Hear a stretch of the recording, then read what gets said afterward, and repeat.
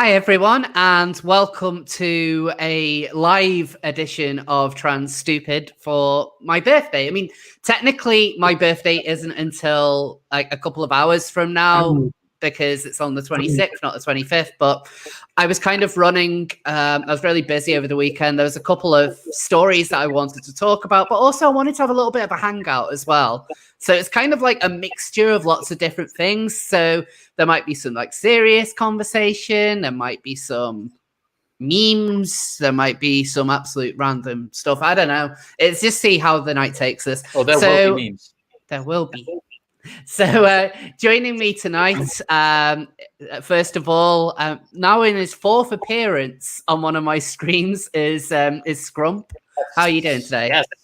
I'm fine, apart from having a terrible webcam from like 2007 as my only option. So I decided to make it stylized, so it looks crap on purpose. He's purposely rocking the Tim Pool appearance. Yes, I'm wearing a beanie as well. So, like, actually, this is now like you've now been on my streams more than anyone else. Like, you were tied with Blair for a while, but you've now kind of pulled ahead. Supreme victory.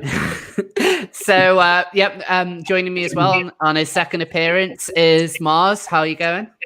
Sup? I'm glad to be back. I mean, I'm kind of jealous that Scrump's been here more, but whatever. Yeah. Well, that's it. I keep on meaning to do more streams. Like, it's something I've been. I keep on saying that I'm going to, and so I just thought, why not? And a new guest for the Rose Pearl is Natalie Alexandra. So how are you? I am doing very well. Thank you so much for having me. I'm No excited problem. to be here. So do you want to, I think a lot of my viewers are going to be hopefully familiar with Scrump or Mars, but tell everyone a bit about yourself.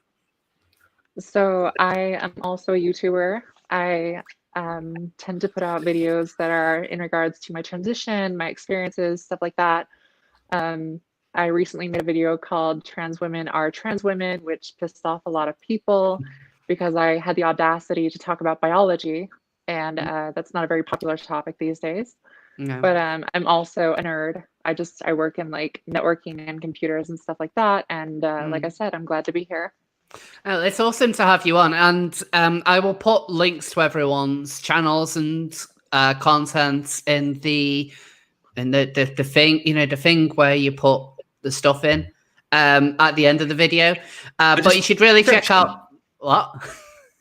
The technical term description. Yeah, that's it. So I'll put a link into Natalie's channel. I'll also put a link into her latest video because it is really, really good. And it's great that there's a lot more trans women talking about this and kind of the problems when it comes to the narrative of like trans women or women when it paints us to be things that we're not. I mean, when people say that trans women are trans women, we're not saying that we're men. Like, we're just pointing out that biologically we are not female. I mean, hell, we wouldn't be trans women if we were biologically female. We wouldn't have to go through all the surgeries, all the invasive procedures, all the legal processes, if that was the case. And a lot of the narrative with the trans women or women almost seeks to do away with a lot of that. And it's something which I do think is quite harmful. I think it's a very harmful message to put out. But, the more of us who are pointing out what our biology is, we're not kowtowing to the other side by saying we have to, we are men or anything like that. Far from it. We're just making a specific distinction. Yeah. Right. Well, and why are we doing that though? Like, why? Like, this is what it blows my mind. Is like, why do people think we're even talking about this? Because people are saying biological sex isn't real or other bizarre things. So it's like, I mean, I don't know. It's not. I don't enjoy talking about biological sex, but like somebody has to counter the crazies. Yeah. So it's just like common sense. Like, don't say that, and we won't have to be like reminding people that we're trans women or trans men. Like, it's just like, duh, I think like a lot of us probably, it's like covering trans stuff is probably like the thing we want to do the least. Like talking a lot about who we are biologically and stuff. Like, there is a thing called dysphoria. And it's not fun. It's really frustrating. And so, sorry, I kind of my train of thought literally just disappeared, which is a little bit annoying. I think there's a bit of an echo on someone's end. I'm not sure whose it is. Can anyone else hear the echo? A teeny bit. It's very slight for me. I'm wearing headphones, so I've got no other audio coming through here. But... right. Okay, cool. No worries. Can people in the chat see it? I mean, I've not seen anyone mention it, so maybe it's just me. Anyway, so what I want to, one of the things which we're going to be covering off today is a special, because it's a special edition of Trans Stupid, where we've got lots of different topics to talk about, and anyone here who's watched the Academic Agents channel, when he does Unpopular Opinions, they'll know that he has every week it's a different thing of news, and you pick out the news topics that you want to talk about. And this week we have the baby seals of news, and so you have like 7 stout boys, each one representing a different news story. So we have Ariel Scorsese, Drag Queen Story Time, Sweden, Marks and Spencer, Non-Binary Haircut, and Labour. And we also have the Mystery Seal, which was a topic that I only really decided to add at the very last second. And so that might be quite interesting. So Natalie, you're going to be needing to go after like an hour or so. So yeah, probably. Yeah. So why don't you start? What topic would you like to pick? Which seal would you like to pick? I don't know a whole lot about these stories. I'm going to talk about Ariel. Ariel's a good friend of mine, and I think that that's fair, and I think that you would appreciate that. Yeah. So for those of you who might not be aware, I mean, a lot of you should be at this point, but Ariel announced a couple of days ago that she was leaving the left, and people aren't really happy about that. So let me just try and do something so I can actually show the story. Chrome tab. Right. Okay. I know it's a little bit fiddly, but let's try this. It's fine. Real screen share hours. There we go. There we go. So let me just bring it up. Proud transphobe. That's a good start, isn't it? Yeah. Proud transphobe and lesbian YouTuber Ariel Scorsese is leaving the insane progressive left. So first of all, I love the fact that they focus on the proud transphobe. I think they're referring to a video that they're really taking out of context from a good couple of months ago when she talked about the kind of accusations of transphobia that she's had. And it's something that a lot of people are running with, almost a stick to beat her. So let's go through the story.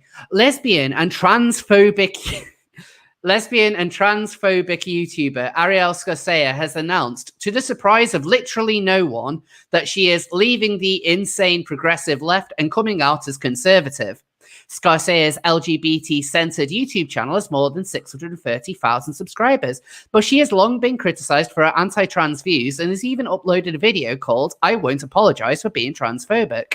Last week, the Sydney Gay and Lesbian Mardi Gras scrapped a panel featuring the lesbian YouTuber after backlash over her self-identified transphobia. Then she released a new video titled "I'm a lesbian woman and I'm leaving the insane progressive left," in which she said, "I'm a lesbian and I don't think gender is a social construct. I don't think cis, straight, white men are evil. I don't believe that genital preferences are transphobic or that there are 97 genders. I don't think that male sex offenders belong in women's prisons. This is my coming out video."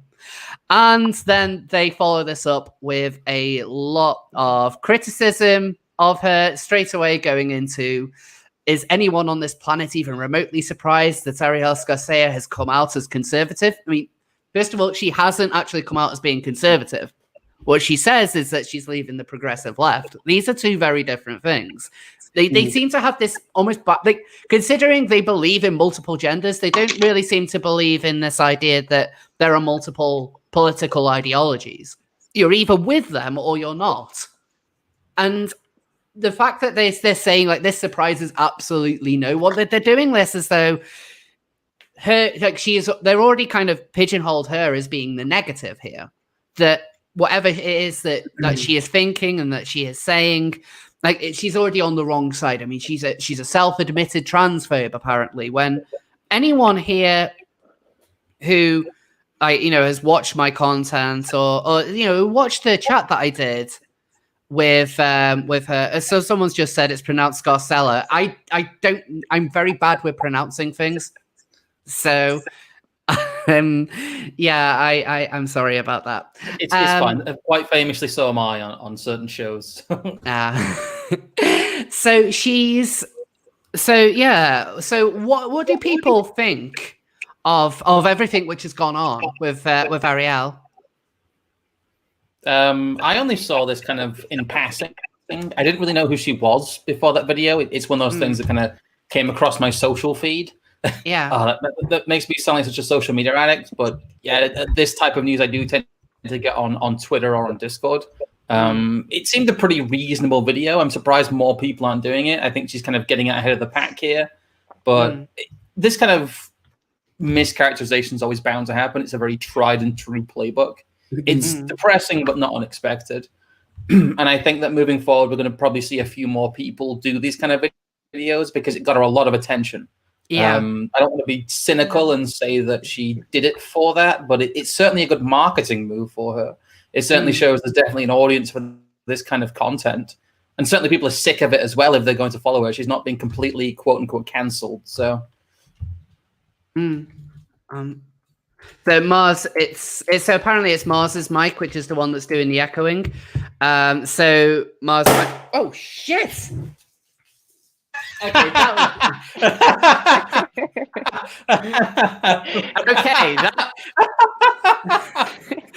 Happy birthday! Okay, Yeah, that I birthday. wasn't expecting to happen. Oh, Fucking hell! Jesus Christ! I don't have any towel. I'm going to have to mop this up. Hold on a second. You're back in a few minutes. I just need to clean this up. Okay. Quick, someone fill the dead air. She's actually left. Is the stream still going? Let me double check. So, that, yeah, it looks All like we're right, still so- live. My mic is still. Oh wait, she left, or kind Right, of. we're Yeah, still- she's just okay. cleaning up. Sorry, the stream is still going. I've just checked that, but Yeah, your that was mic's great. echoing like Just a tiny bit. It's not very So serious. my mic is echoing a lot, or Just a little bit. yeah, fuck. That's never happened. I don't know how to fix that. I'm not too bright with this stuff, so I apologize. It's fine. It can't be worse than Sargon. Here, I'm gonna drop out and come back in too. I'm hearing like every other word, so give me a second. You're getting some connection problems. This is the great technology stream here. We've had a champagne accident and That was delicious great. already. That was fucking amazing, honestly. All I saw was this fountain just like go up all of a sudden. I'm like, what are you doing over there? Is that like a magic trick? What? I didn't see her trying to pull the cork out, so I heard the pop and immediately glanced back over because I was reading something else. I was reading the chat, guys. I am reading chat, by the way. How did that even happen? I'm guessing she tried to open it and then waited and then it just popped, I guess. Yes, yeah. I think you gotta be careful with champagne though. Always have a plan. Right. I mean, goodbye. I'm drinking water. I'm drinking a beer. Well, what kind of beer are you drinking? That's I'm drinking I guess this is just I don't even know. Okay, I'm back now. I'm back. So wait, okay. So, okay, I am not sure what happened. So like all I did was like you see this bit here. All I did was unscrew that, and because I didn't open the cork straight away, it just kind of exploded. I've never had that happen with. Is that champagne or wine? That's champagne. It's champagne, yeah. Do they not teach you over there how to open champagne, or? I can open champagne. I can It's open a problem. You got too excited. It's a biological male problem. you need like a bucket, like a paddle. Biological male problem. Okay, so if I can, I want to talk about Ariel really quick. Yeah. Oh, please do. Just to get things back on track.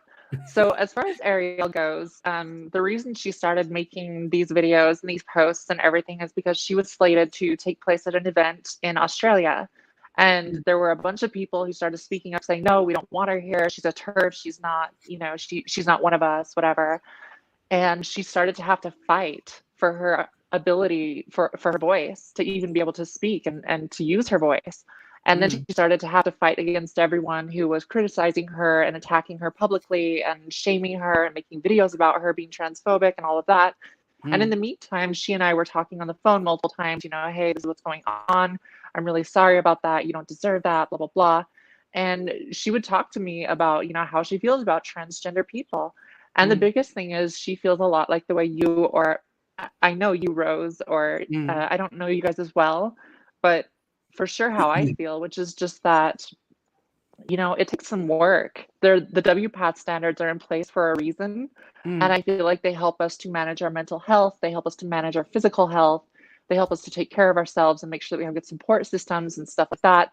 And it's not just like self-ID. Like, I don't walk into a women's bathroom before I start hormones or anything else and say, I'm a woman, respect me. Like, it's like, no, I've done the work. I've put in the time. I've done the legal changes. I've done the hormonal changes. I've done all of those things to be able to now live in society. And like you've mentioned before, your name is Rose of Dawn on YouTube. Is your name Rose? I'm so sorry. No, it isn't. I try and keep it. My real name is Ashley, but I try to just keep it to Rose of Dawn to minimize doxing, even though I've accidentally given my name out.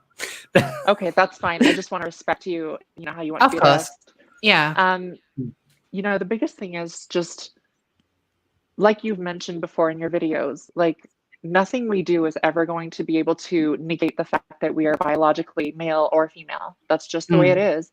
But we've done the work to be able to live in society as the people who we are. And that's something that we had to work hard for. That's something we had to earn. That's something we had to go through a lot of hoops to get to that place where we're finally confident and comfortable. And so for people to just be like, okay, well, I have this burly beard and I'm a woman, respect me, hear me roar. It's like, no, you need to do the work. And that's the way Ariel feels is, I don't care if you're not passing. I don't care if you are only a couple days on hormones.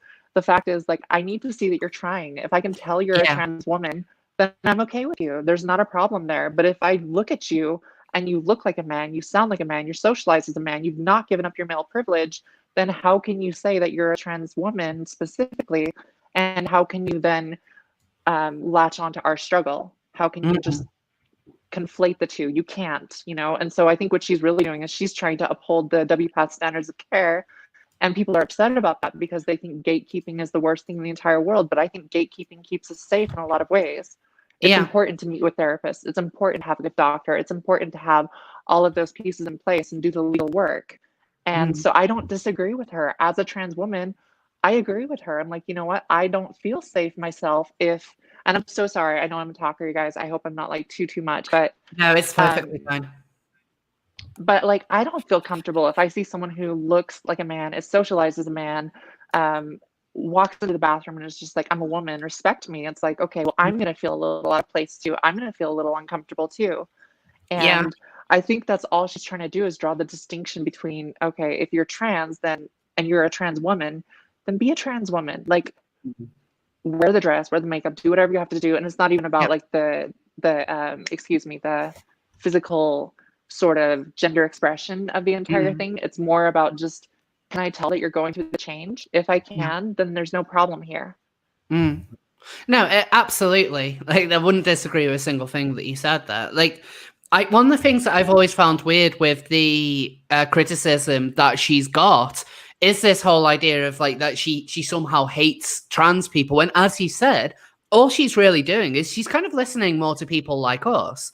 I mean, before she came out as being more kind of gender critical, as it were, like, I did start to chat with her a little bit. That was kind of how I found out with her, actually, because she almost kind of like reached out to me.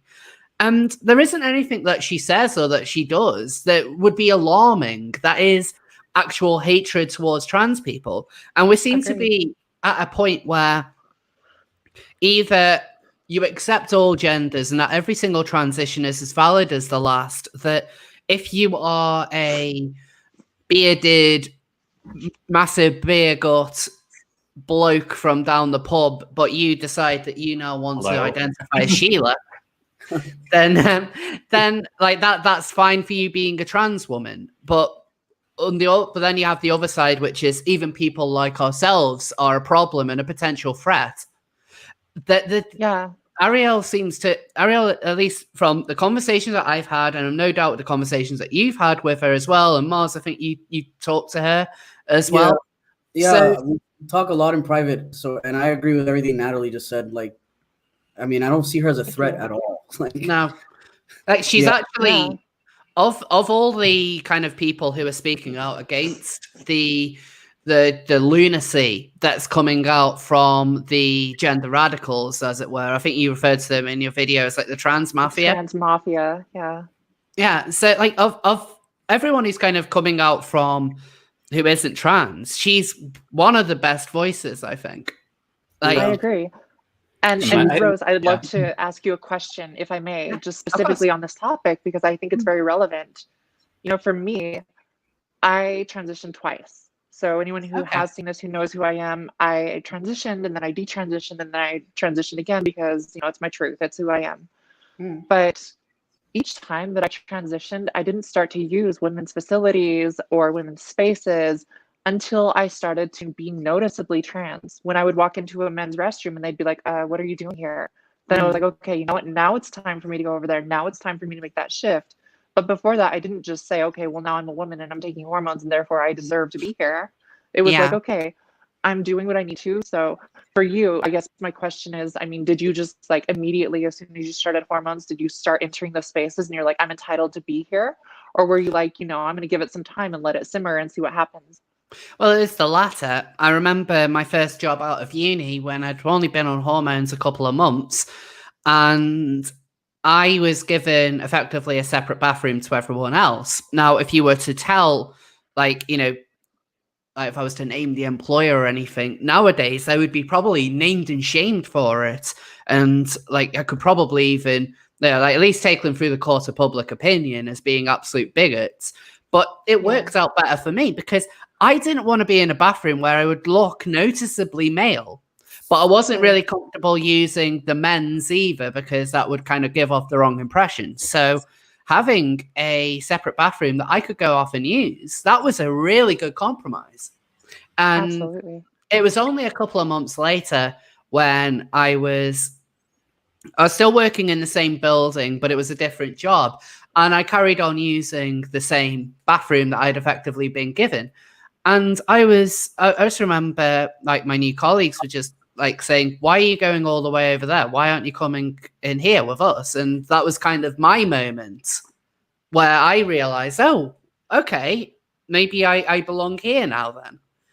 And so it is a gradual process. It's why I always kind of find it awkward with people who haven't even transitioned yet and they want to use the women's bathrooms. Because I've been out with a couple of people who some have been early days, some haven't even said that they're trans or whatever, but it's like, oh, I'm dressed quite effeminate, so I want to go and use the women's bathroom because that's where I'm going to be most comfortable. And part of me is thinking, why are you most comfortable in there? Like, why? Like you still read as a guy, so you see those people. You do. You see them with the full beards and scraggly hair, with the feeling really feminine today. Wait in the girls' bathroom. It's just like, oh no. Oh dear, those poor people. Yeah, like I don't get it. Like, what is it about the women's room that's so comfortable for you? Like, no one is looking at you and thinking that you're a woman, but it just a lot of people seem to take advantage of the goodwill that you get in a lot of women's restrooms. I think. Well, and women. Sorry, go ahead. I'm so sorry. No. Please continue. I was going to say, I think women, you know, generally speaking, are more likely to not say anything in that situation. I think we're more likely to just abide the situation and let it happen and wait for it to feel safe again and then, you know, do what we need to do. But I think like men wouldn't put up with that. And I think that's why you don't see a lot of trans men being so militant about spaces and that kind of thing, because, and I can't speak for you two, either obviously Mars or Scrump. Scrump's not a tranner, just to make that clear. I'm just a hanger-on here.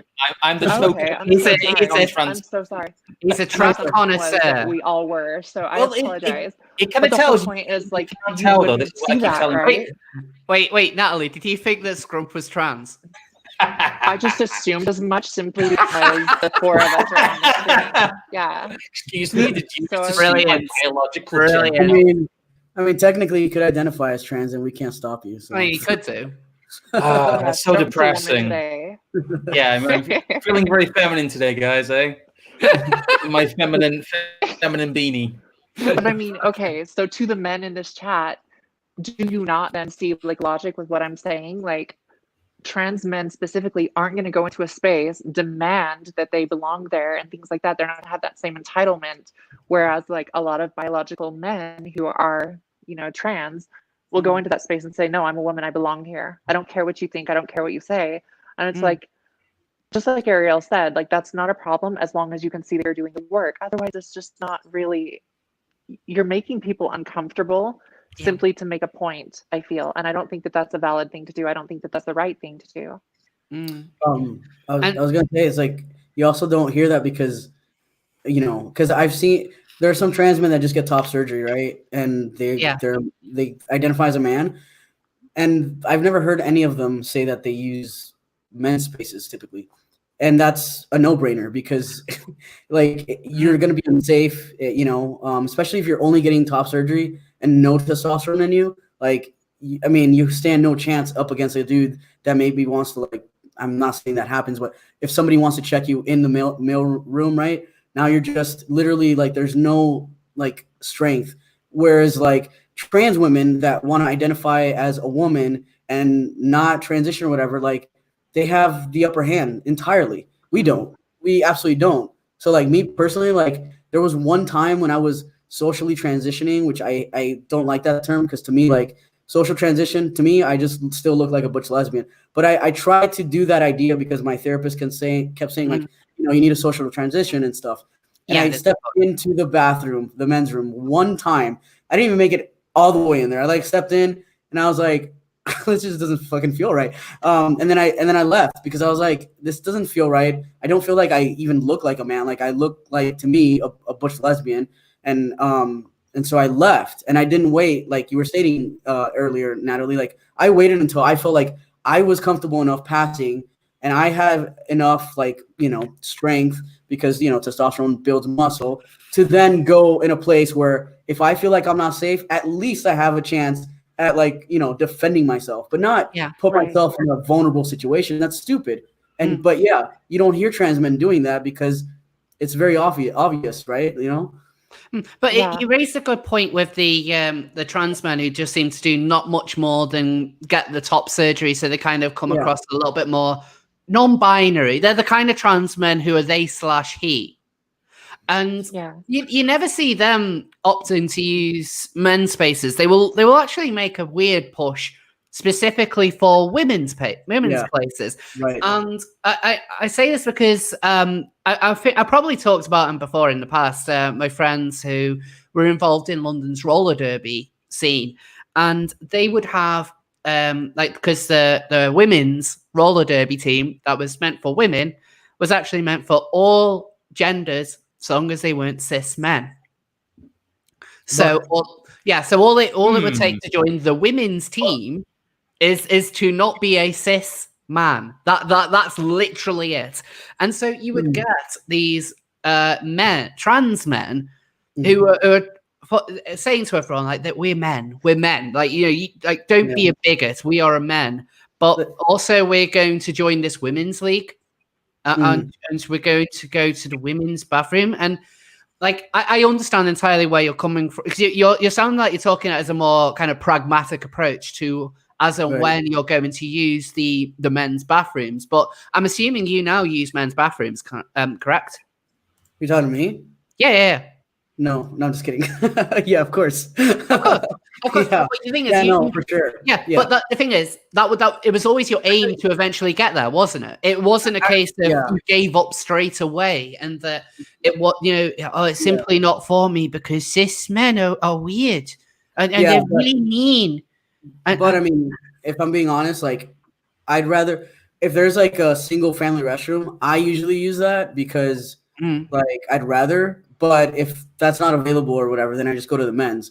Yeah, it's not a matter of like me getting uncomfortable or anything like that. Like I don't care. I just do what I got to do and leave. It's more of like, unfortunately I can't stand to pee, so men's room is fucking nasty, and I'll use this one if I have to. But interestingly enough, regarding what you were talking about, is like those same, he, they, or they, them, are the ones that they probably won't use the men's room, but they'll be the ones that are using, all the other spaces and will still go around saying that they're man enough. But but they won't use men's spaces, which I find, it's very ironic. Again, like I don't care. I just like it's insulting to me, just like it's probably insulting for you, Rose or Natalie, that a bearded dude is a woman in the same way you are. And just like it's insulting to, a biological female, like it's just all like we have no respect for identity at all today. Yeah, we don't. Yeah. So much of it is insulting to so many different groups of people. But it's the woke narrative to have that so long as you self-identify as something, you can use the women's. Because it is always the women's that all these people go to. Like I saw someone posted in the chat. Dylan Cole, is it Dylan Cole?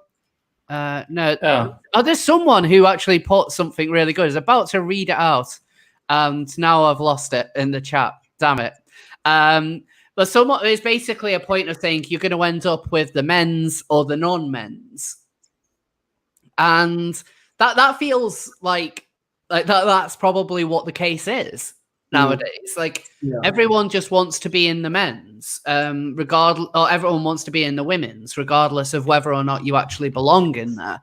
It's frustrating when you get the he/theys using the women's, because from their own definition, the women should be the place where they feel the least safe, the least comfortable. But they always end up there, and then you get the trans women who, like Natalie said, that they haven't even bothered to really do a lot in their transition. They're still they're going through, admittedly, the awkward phase.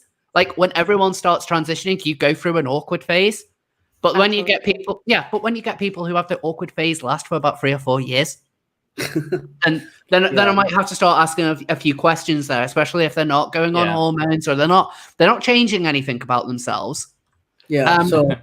What we're saying here, Scrump, is at some point you have to start medically transitioning, dude.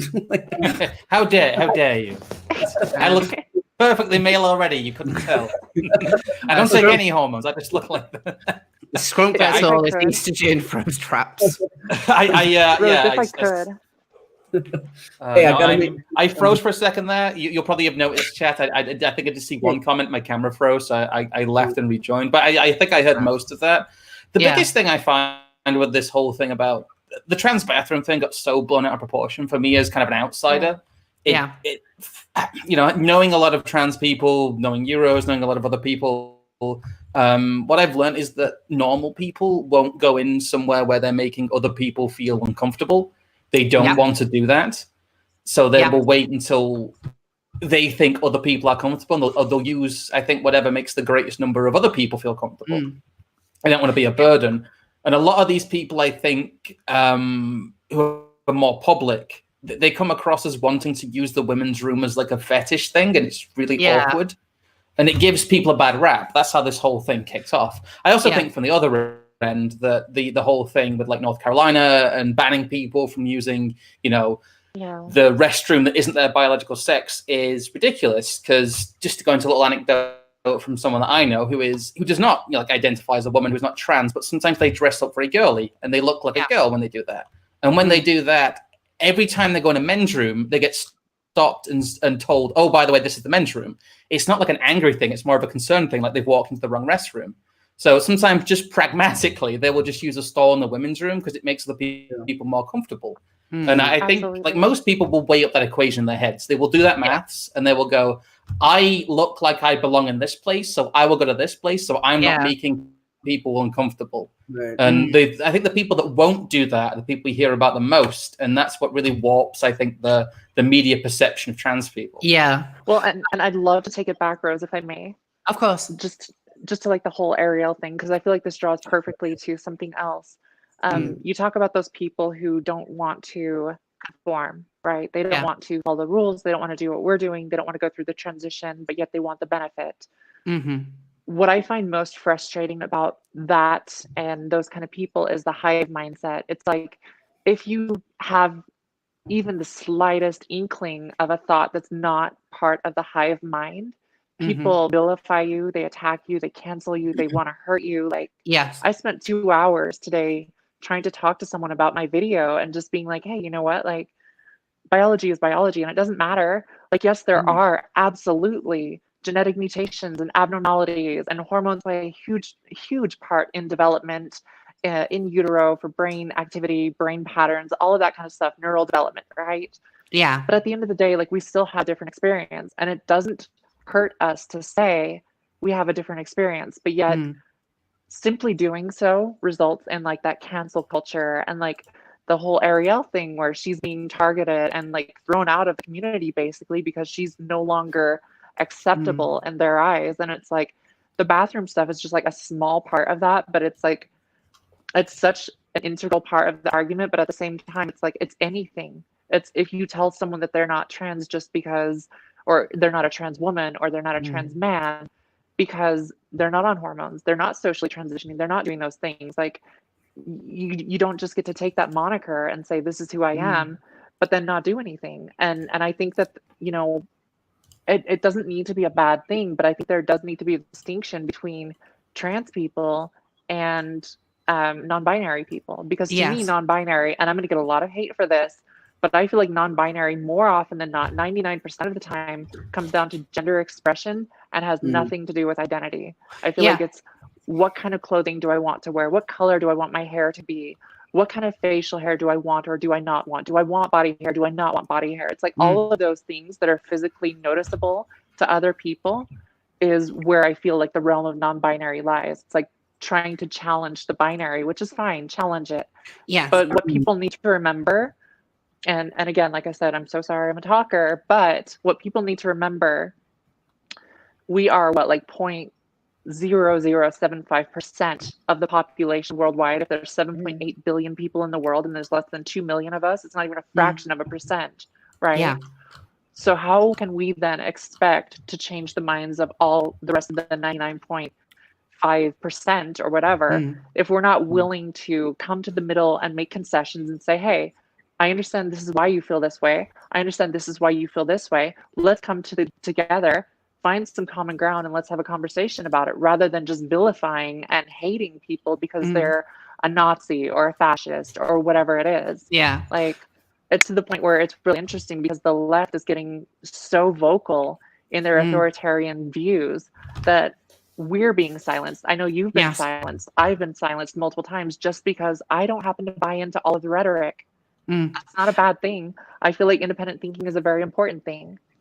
Yeah, but there's two things. That was one thing that I want to touch on later on, which is still kind of related to Ariel's, because I just want to like when you're talking about the whole cancel culture that all of this comes from, it is something that I recently, I'm not sure whether anyone here has seen it, but I did a video a couple of weeks ago on the kind of the bootlicker fallacy. And Mars, you've definitely been called a bootlicker. Natalie, I'm sure that you will have as well, especially following that video, where if you are a trans person, you are expected by default to hold a particular belief. And when you start to speak out against it, all of a sudden it's a bigger crime than if one of these evil cis-het white people started talking about it as well, because you're it's almost like they expect people like Scrump to be complete scum and porn life anyway. But as a trans person, You're supposed to be somehow more. You're crafted in this particular way. You have to agree with everything. And I became when I was making that video, I really started to think more and more about the way in which it's expected that you hold a particular belief about, for example, gender, but then it goes further than that by saying that you have to hold a particular political ideology as well. And this is one of the reasons why it's so interesting seeing Ariel's, the backlash to it, as it were, because she's a lesbian, she's a woman, she's expected to hold a particular mindset. And so when she breaks away, she was the turf. Like, what does it matter? She's a bootlicker, she's scum, she's all of this. Her opinion doesn't matter. Listen to lesbians, listen to women, but not this lesbian woman right here, because she's saying the wrong thing.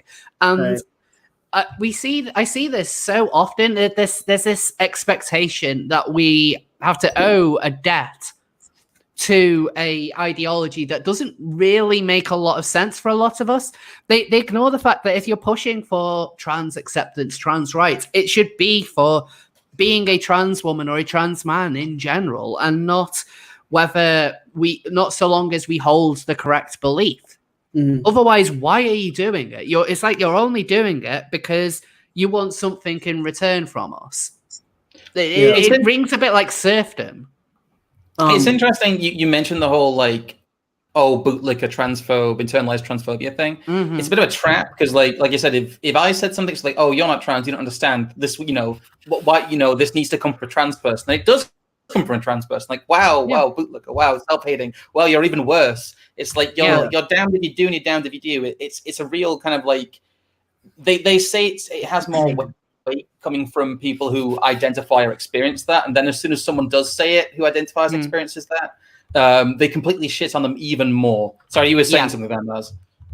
No, I was gonna say, in regards, two things, but first, the non-binary thing, it's becoming harder and harder for me to be nice about my opinions on non-binary when non-binary people are 90% of the time the ones that have a problem with everything. Yes. And the ones that are being authoritarian, and the ones that so it's like, and again, it makes sense because nobody's validating you because guess what? Nobody understands you because your explanation for non-binary is different based on every person. Whereas transsexuals is very straight to the point. Male to female, female to male, we go live our life, done. And it seems like non-binary are just out to fight the whole world on binary people and the binary world, and that's cool. You want to do that, but that's not my fight. And don't get mad because I don't want to join you. The other thing I was going to say in regards to Ariel is it's super annoying. I don't know, it's really annoying too because I see some people that are genuinely I consider friends, and they're also kind of dogpiling her, and it's it's frustrating because if you would just take a moment to look at it from their perspective, you would maybe understand that she's not the problem. The problem is this shit that's going on right now that's being forced on everybody. How could you not argue it's an ideology, for one? And two is Ariel Scarcella is saying stuff that maybe you don't like, but I don't understand why it's always those opinions that are the problem. Meanwhile, when I speak out against other opinions, how come that's not valid enough? Why is that not a problem? And that's kind of where I'm kind of done. Honestly, I'm done. I mean, Rose, you and I have been talking about all this crap for a couple of years now, if not more. Couple of years, definitely. Yeah. I'm trust me, I started off, I feel hard, then I got a little easy on my opinion, and now I'm at the point again. Especially with this Ariel Scarcella takedown, I'm done. I'm honestly, it's not my problem if you're non-binary. I'm going to go exist in my life, and you're not going to take down every lesbian. Sorry, that's just where I'm at. I'm done with that. Yeah. Well, something else which is quite interesting is when you talk about a lot of these activists, they're normally queer, aren't they? There'll be queer activists, and it's all about queer people. But queer itself is an ideology. It isn't simply a case of whether you are LGBT. That's just a way that they try and group you in. You can be queer and be cis and het and white, but it's all about having the right mindset. It's about wanting to tear down all these different systems. I mean, I've been reading a book called Towards a Gay Communism, which is one of the precursors to a lot of queer theory. The book is an absolute nightmare to read in terms of the level of bullshit that comes out of it. But Towards it sets gay communism. Oh dear. Towards a Gay Communism, and like it's a book that's recommended by Owen Jones. So that's just to put it in. You know it's going to be good. Fucking awful. You know, And it's an ideology. All of it is an ideology, and they use us as pawns to push it. We're only useful so long as we toe the line, and you see this so often with the militant left. I'm just making that distinction. The militant left. They like to control people. They're only interested in the working class so long as the working class parrot their own views. If they don't, in the UK at least, they're gammon, they're racists. They had a woman at a Labour discussion a couple of days ago calling everyone who voted Conservative in these former red areas traitors. Like, that's the way that they see them. That they're a party of love and compassion. So long as you believe what they believe, the second you break away from that, like there is absolutely no love in their hearts. Like, they're very quick to lash out at you, to blame you for everything and anything that goes wrong, because you're a traitor.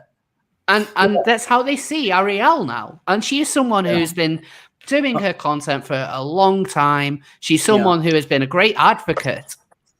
And it all means nothing because she now has the wrong opinion. And it's absolutely disgusting. And for people who think that this kind of thing can't happen to them, it will.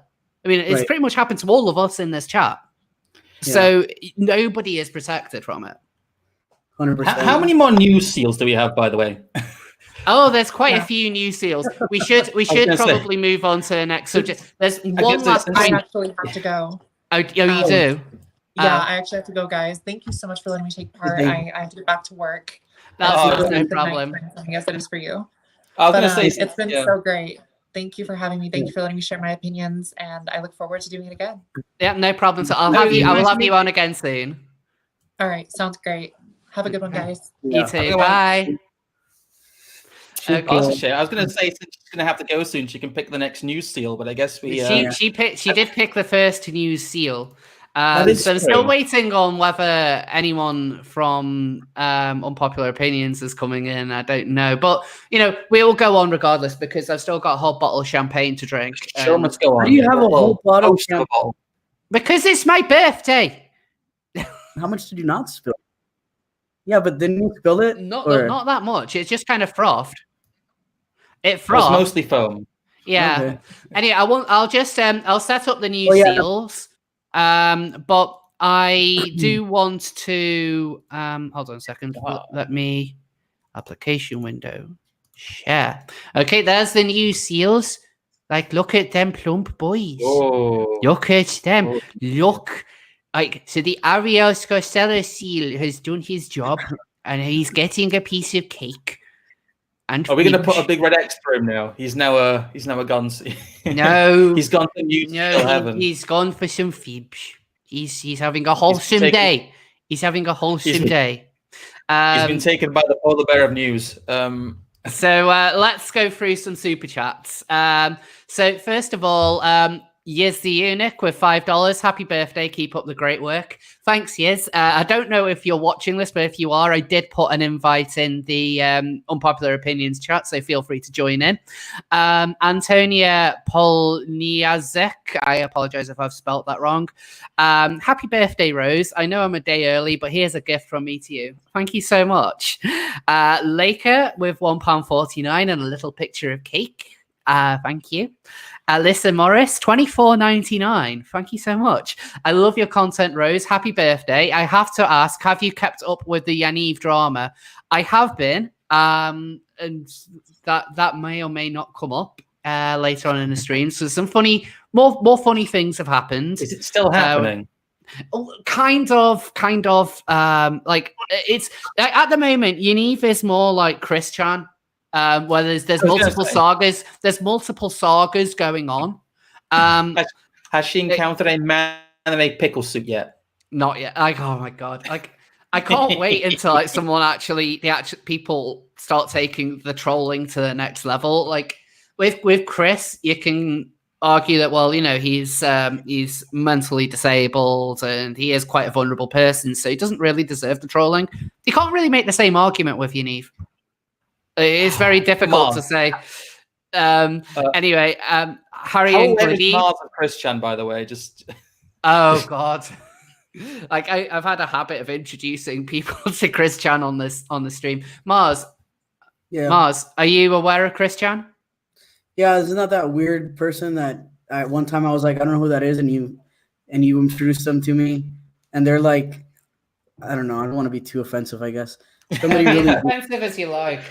Yeah, they were like that kind of a freak show, right? Yep. Yeah. Chris is an interesting character in the world in the lore of the internet. Which again, people like that make it very hard for people like us to not be perceived as like being crazy or delusional or mentally ill. Like, because that person legit seems like they got some problems. Chris definitely has. He has multiple problems. Yeah. So anyway, Harry and Gladive with the £5. Enjoy your birthday, Rose. Incredible scenes of you popping the bottle. Yeah, that was a that was a highlight of the stream. Awesome. Tara Bell with $20. Wow, happy birthday, Rose. Thank you so much. Michael with $20 as well. Thank you for all your hard work. Architect of Fate of 2 super chats. The first one for $2. Can you please the phrase true scum? Does that mean, what does true scum mean? If so, then true scum means you are a trans person who believes that you can only be trans if you have dealt with gender dysphoria. And the second super chat for $5, use a club to mark the previously selected news seals. Oh no! Use a cake. Use a piece of cake. Why don't you use a piece of Fibs cake? I wish to not harm innocent baby seals. Let us not harm any seals. And happy birthday, Rose, from one of British's radicals. Thank you. Seriously, and thank you all so much for for your birthday wishes as well. I noticed, again, just to clarify, my birthday isn't for another 3 hours. There was a couple of people on Twitter who were wishing me happy birthday. I really, really appreciate it. But yeah, I'm actually, it's like my birthday eve, and I get to do a cool stream. So I'm having a good pre-birthday. I don't know what tomorrow has in store, but boyfriend's bought me a pile of presents. So a pile of presents. That's a good. Is anything more champagne so you can actually flood the flatbed? Just have it coming under the door, like Titanic.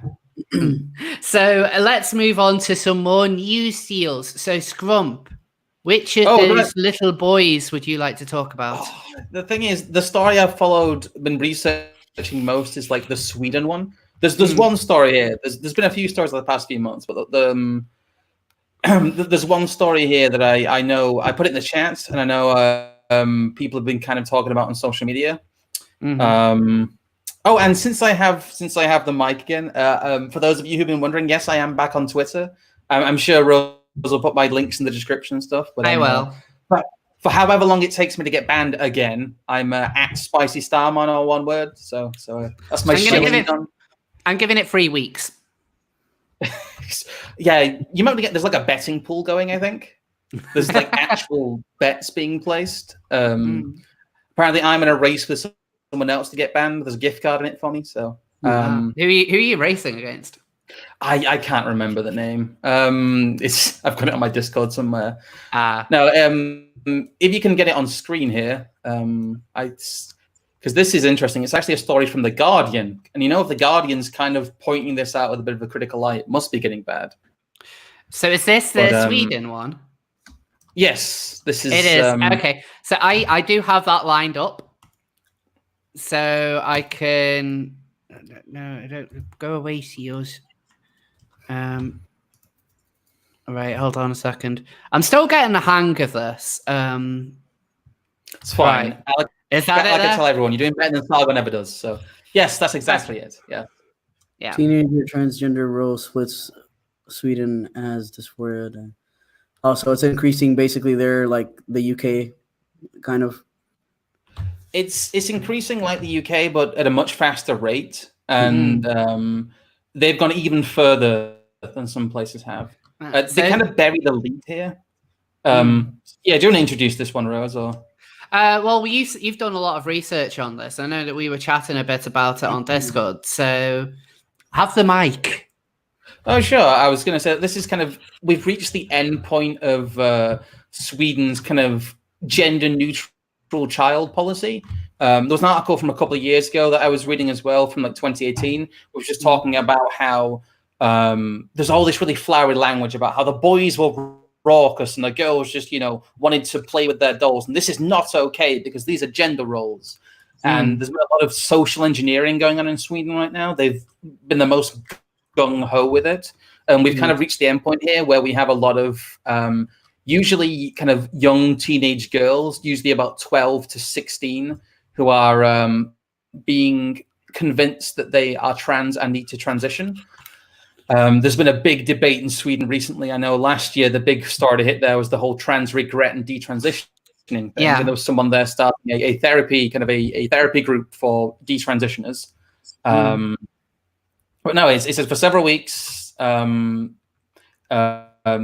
veteran Swedish journalist Maul von Sivers, I think it's pronounced, will cover the same topic every night on a nightly TV show. The extraordinary rise in dangerous diagnosis of gender dysphoria among teenage girls.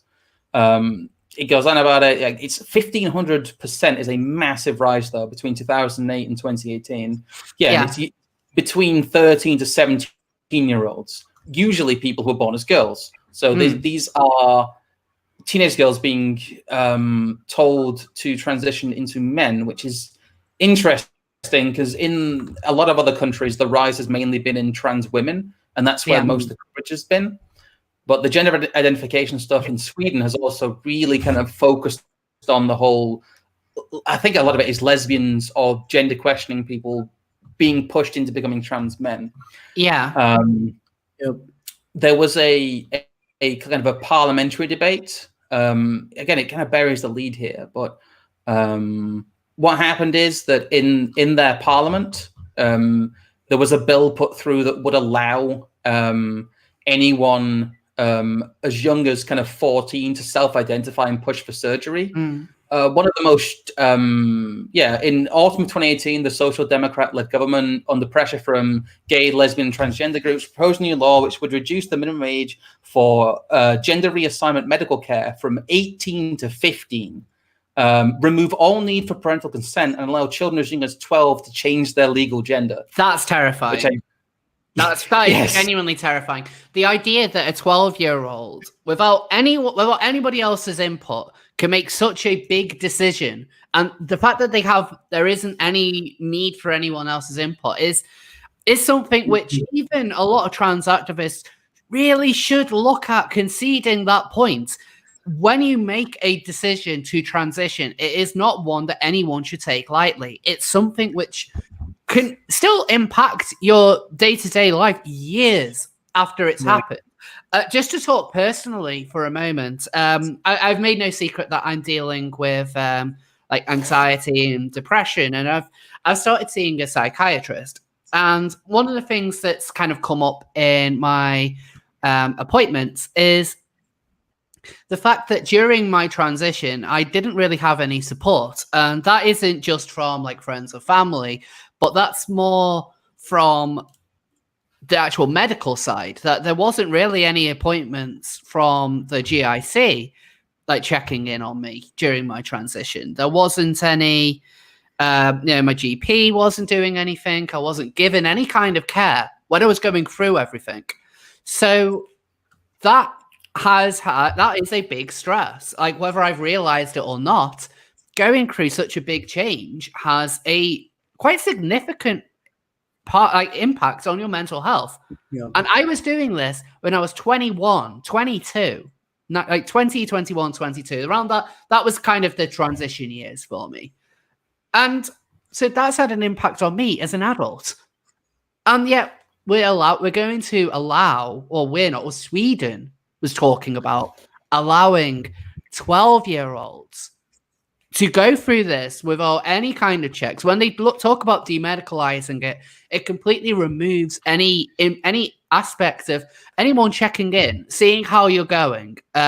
Is it too much? What support can be available? Are there groups that you could go to and talk to about this stuff?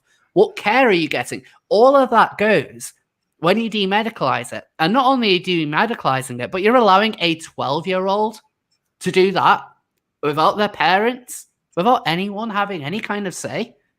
That is a recipe for disaster. Yeah.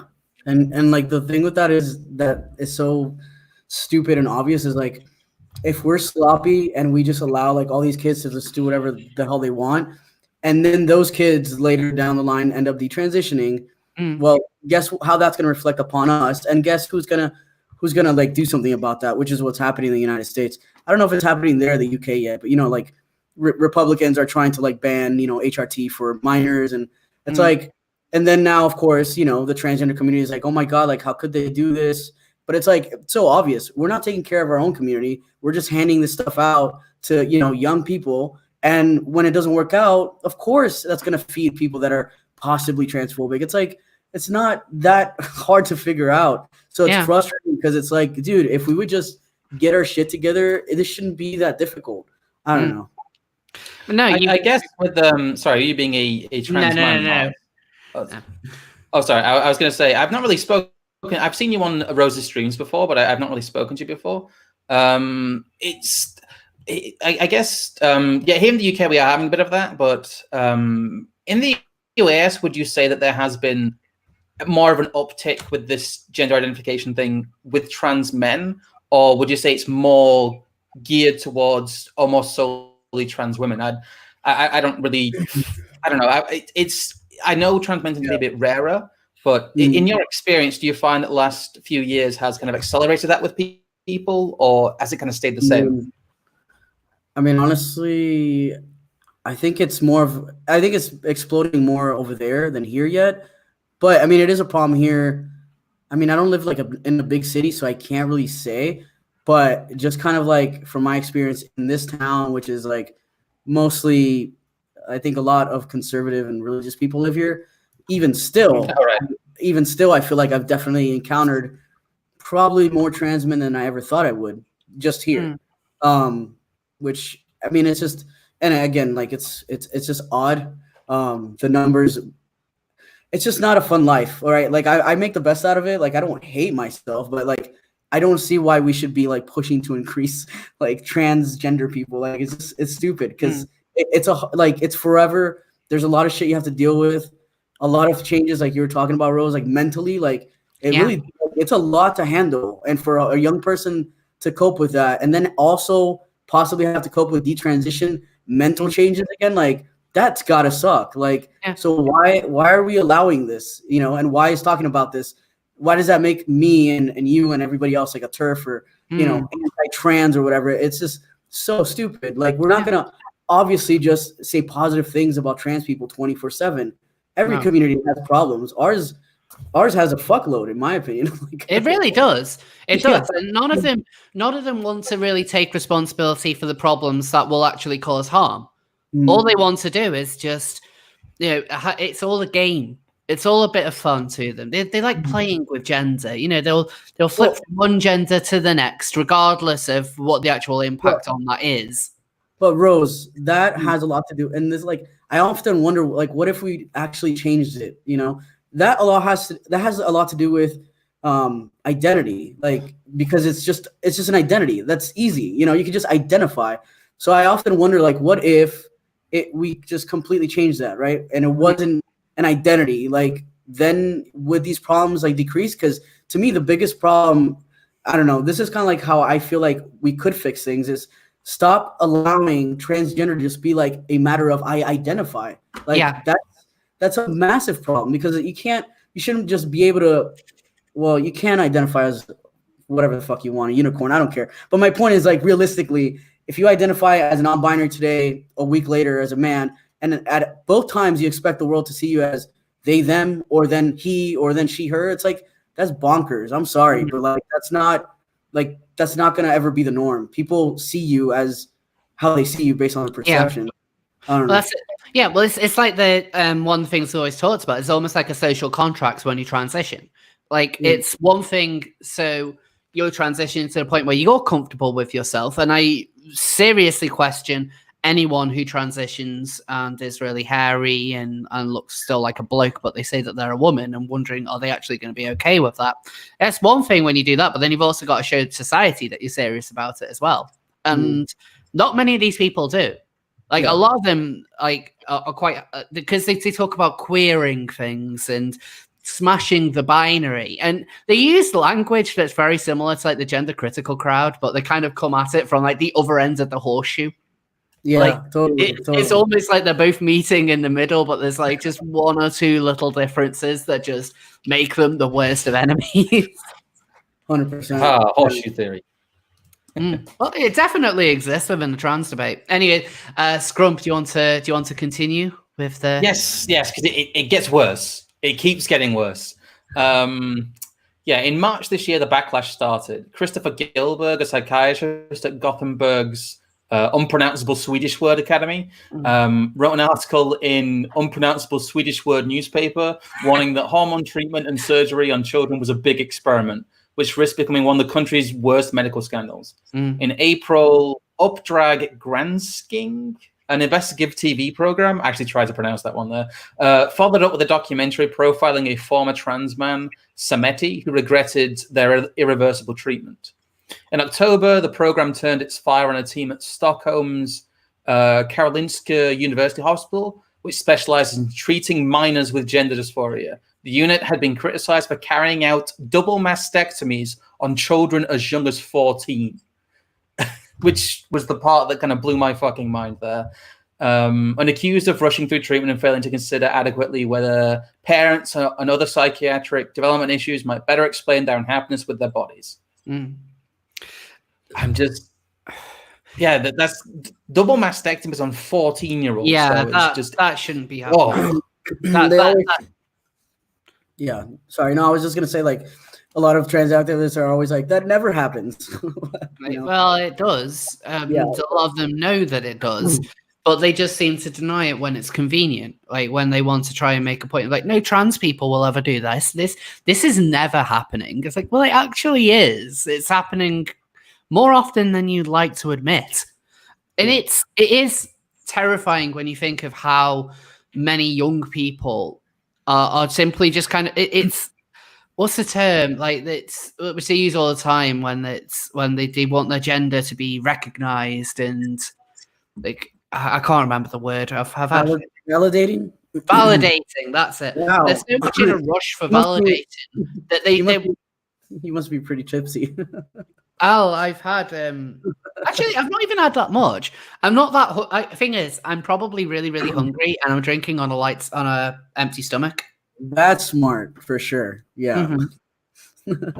But I mean, whenever I'm on a stream with you, I'm always drinking, so I know that today I'm trying to I'm probably not even keeping up with you. I have 2 beers, that's all I'm having.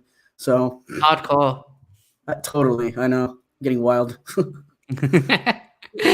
Yeah, look, like, yeah, they for this push in validation, they seem, because everything is valid, even what a child says must therefore be valid, because you can't question any of it. It's like when you talk about the amount of prisoners in the UK who are self-identifying as women, like, you know, you don't question it. You allow them to just say whatever they are, because nobody ever lies about their gender. Like, there's never going to be an underhanded reason why they could do it. And you find, and so therefore they pass that logic on to like the worst possible groups. They never think critically of it. So you end up with prisoners and dangerous people abusing self-ID, and then you get children who are going to get abused by self-ID. And it isn't only Sweden which seems to be having this problem, because it happens in the UK as well. I mean, Tavistock and Portman has been really controversial with people who are like, you know, who've worked in there doing medical thingies.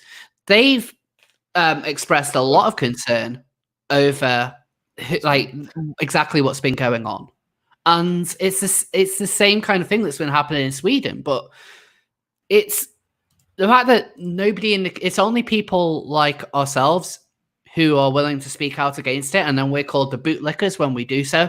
Like, I think a lot of these medical professionals are right when they say this is a scandal waiting to blow up. Give it a couple of years, and we're the ones that are going to be in the firing line for this, because everyone is so absolutist. I don't know if it's in your news seals or not, but there was a story as well, a very similar story this week about mermaids basically doing the same thing, about how it's a lot of people in the medical community are warning that it's really just a big medical experiment and there's no long-term evidence about what happens with this. Well, the news seals hadn't heard about this, so do share. I'd have to drag it up, and we'll probably do it after another story. Yeah, that's it. Well, it's quite relevant to this when you get sorry. Okay, it's fine. Drunk of dawn.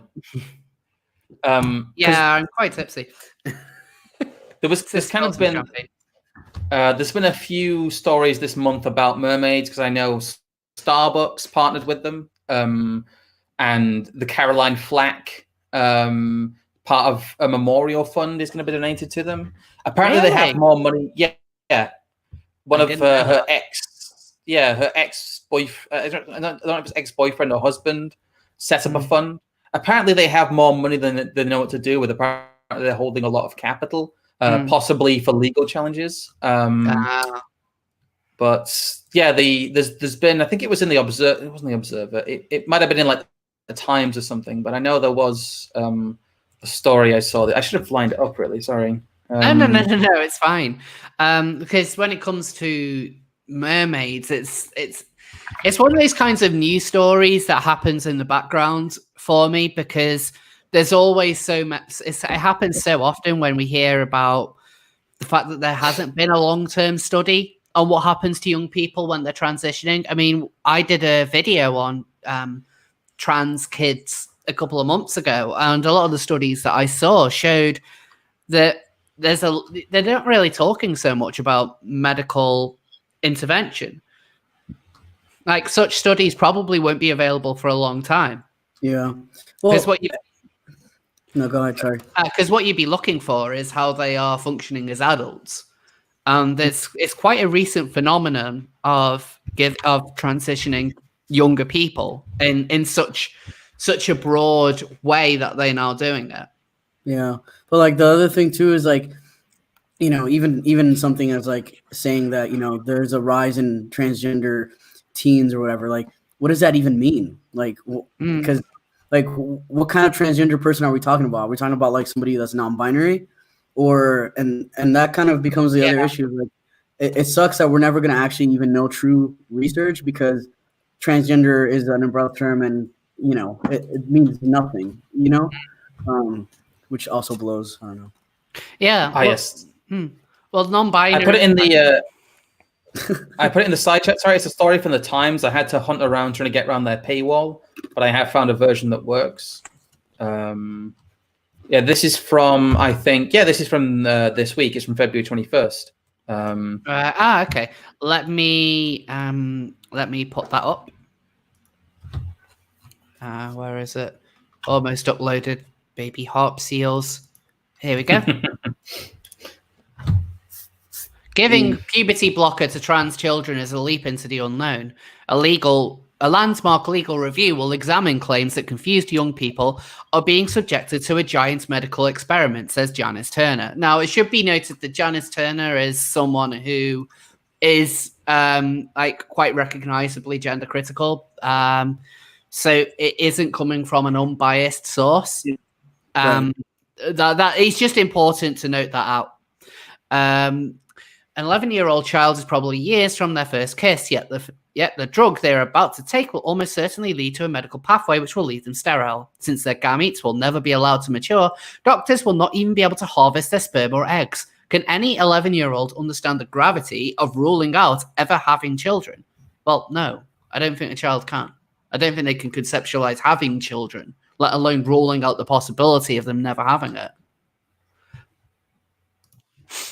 So moreover, sorry, Scrumpy, you about to say something? Oh no, I was just going to say, a lot of the discourse I saw around this article has been a lot of people kind of slowly backing away from mermaids. Yeah. They've been recognizing that, especially in the light of kind of the coverage that Starbucks has given them, that a lot of people are looking extremely critically at mermaids, and they might actually be a hindrance to the perception of trans people rather than a help. Yeah, I think so. I mean, one of my big problems with mermaids is they really do come across as a group that's only about affirmation and not so much looking at all options that could be available to a teenager or a child that's dealing with gender issues. And it's one of my big problems with the whole young people are transitioning angle anyway. There seems to be no charity out there that looks at all options. They're either gender critical, like Transgender Trends, that look at everything but gender dysphoria, or they are someone like Mermaids who looks only at affirmation. And like, well, they say that they're trans, so therefore they are trans. I mean, what position would they ever be in to say that actually, no, that kid isn't trans? I'd be very interested to know if they've ever said that to anyone. Like, really, really interested. Because if they aren't an affirmation charity, surely they have done that to a lot of people. Not just one or two, a lot. Because they should be. You shouldn't be telling everyone that, like, yeah, you're trans. Yeah, you can take these hormones. Oh, you can do this. Play around with your gender. Have fun with it. I think that can be just as bad as saying to people, well, you know, it could be anything else. It's not going to be gender dysphoria. Don't even bother looking at it. Both of those angles could be argued as being harmful. I agree. Keep all options open. Like, I'm obviously a trans person. I dealt with problems when I was a teenager. And if there was a group that could actually help get to the bottom of it, that would be really helpful. I don't feel as though either of them really are, though. Does that make sense? Yeah, totally. And you're right. Like, it's just like two extremes, which makes no sense. Yeah. It's just the frustrating, I don't know. I feel like sometimes I find the gender critical side in some ways like more frustrating, just because like, you know, from the other extreme side, they just won't acknowledge anything. But the gender critical side will, you know, acknowledge the issues going on and biological sex, but then just completely like not, you know, not acknowledge us, right? Like, we just there's they no get so close. I know, they're like so close. I'm like, but if you would just fucking, but they don't. And I'm like, and which is crazy because, like, again, like, I've been talking about this for a while, and I don't understand how you can talk about the same topic and not like open a door to maybe the possibility of, wait, there could actually be transsexuals. Like, I don't get how you can go on for that long. It blows my mind. And of course, like, now it's like turning into like this whole, you know, gender critical people are like being taken over by a bunch of like actual religious Bible thumping lunatics. So it's like, great, now I got nothing on a rational side over here. Cool. It can be difficult to have that kind of narrative with the gender critical side, because there's a lot of people on there who are quite rational and who you'll be able to talk to about, but like any kind of movement that's mostly at an individual level, as soon as you take it into a group level, that dies. And it's something that I've noticed with, it's not just gender critical, it's any kind of identity politics movement. When you take an individual, when you get an individual who they might have those beliefs and you have a conversation with them, like I've chatted to lots of gender critical people who have been incredibly reasonable when you get them down to an individual level. But when you start talking about a group as a whole, that's when it completely breaks down. And that's when people start pulling rank. And it's the same kind of problem that the trans community has, where people might say one thing to you in private, but then when it comes to being in public, they'll just follow what the crowd says, and what the crowd says, all genders are valid.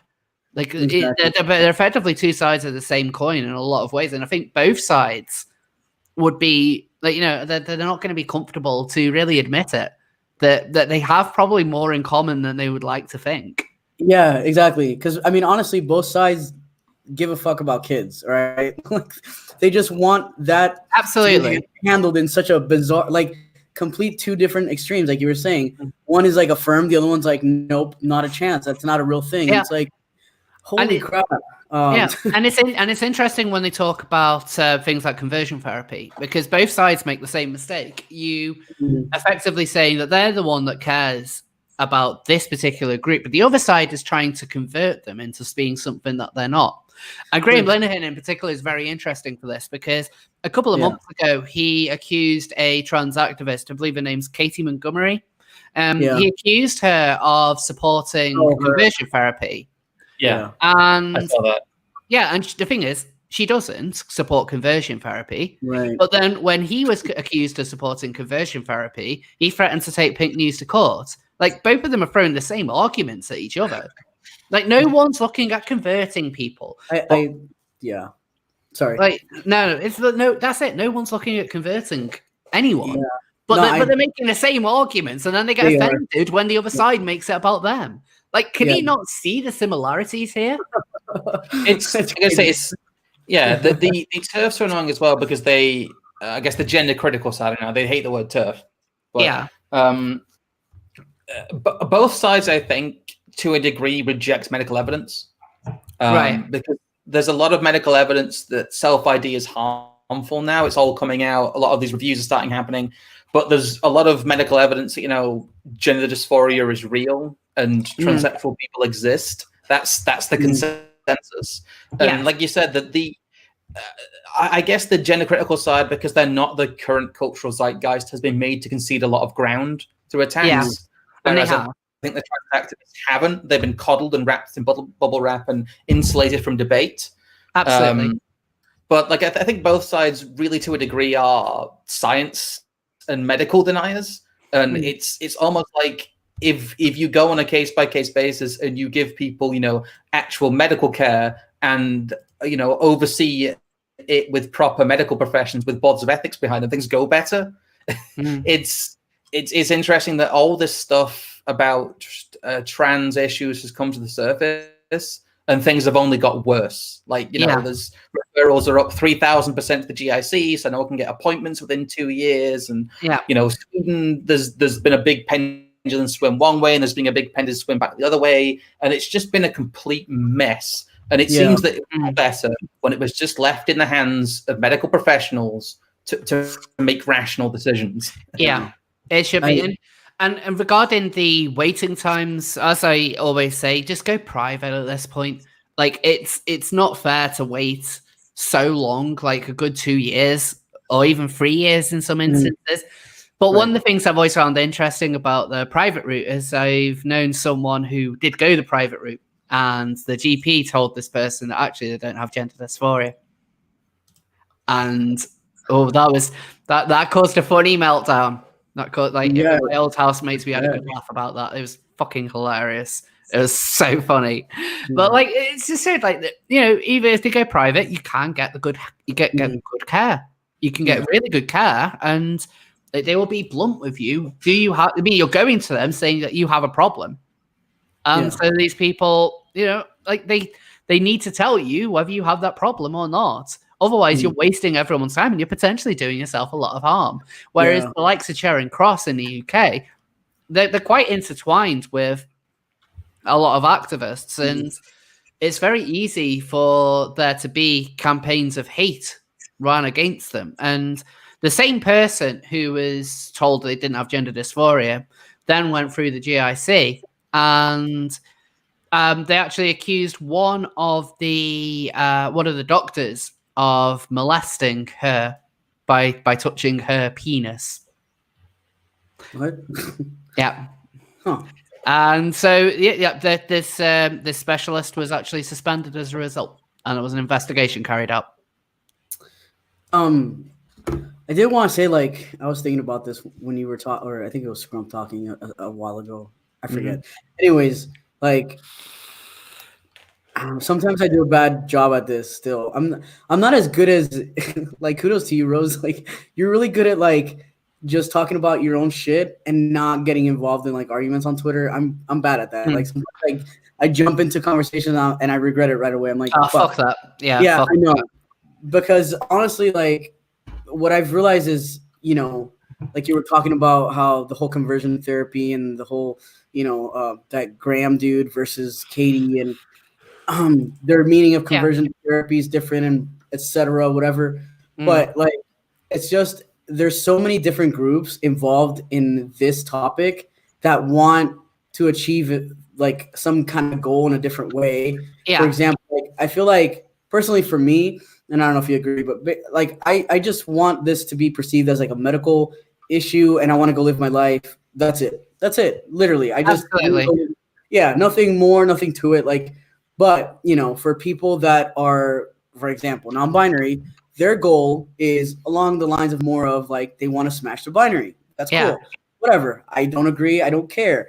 And then obviously, you know, gender critical people are more concerned with female spaces and biological sex and, and to the point that they forget that we exist. And then you have like the other group of people that are transsexuals, like, you know, the Miranda Yardleys that are also like apparently transsexual, but they're concerned with more like abolishing gender, which is fine. Again, that's your mission, cool, but it's like there's just so many different groups under this one topic that I'm curious to know where this is all going to end, because we're all like identifying as trans on some level, and we want to achieve very different things. Yeah, it's fucking crazy. I'm like, but at the end of the day, I honestly, personally, me, I just want to fuck off with all this and go live my life. I mean, I would love that. I would absolutely love that, but it's almost too important to not talk about. Like, it's strange that the trans issue is probably at the forefront of a lot of modern discourse when it really shouldn't be. It shouldn't be. It really shouldn't be, but it is. And if I can shed light on it, that's. I mean, obviously, I want to do much more than talk about trans stuff. I don't just want to be a trans woman who talks about trans stuff. I want to talk about other subjects. Despite like my bootlicker video, I try to not focus on the trans part of it, but talk about the left as a whole. So I want to do more things like that, but it's almost impossible to do so. No, I get it. Now, as an outsider, oh, sorry.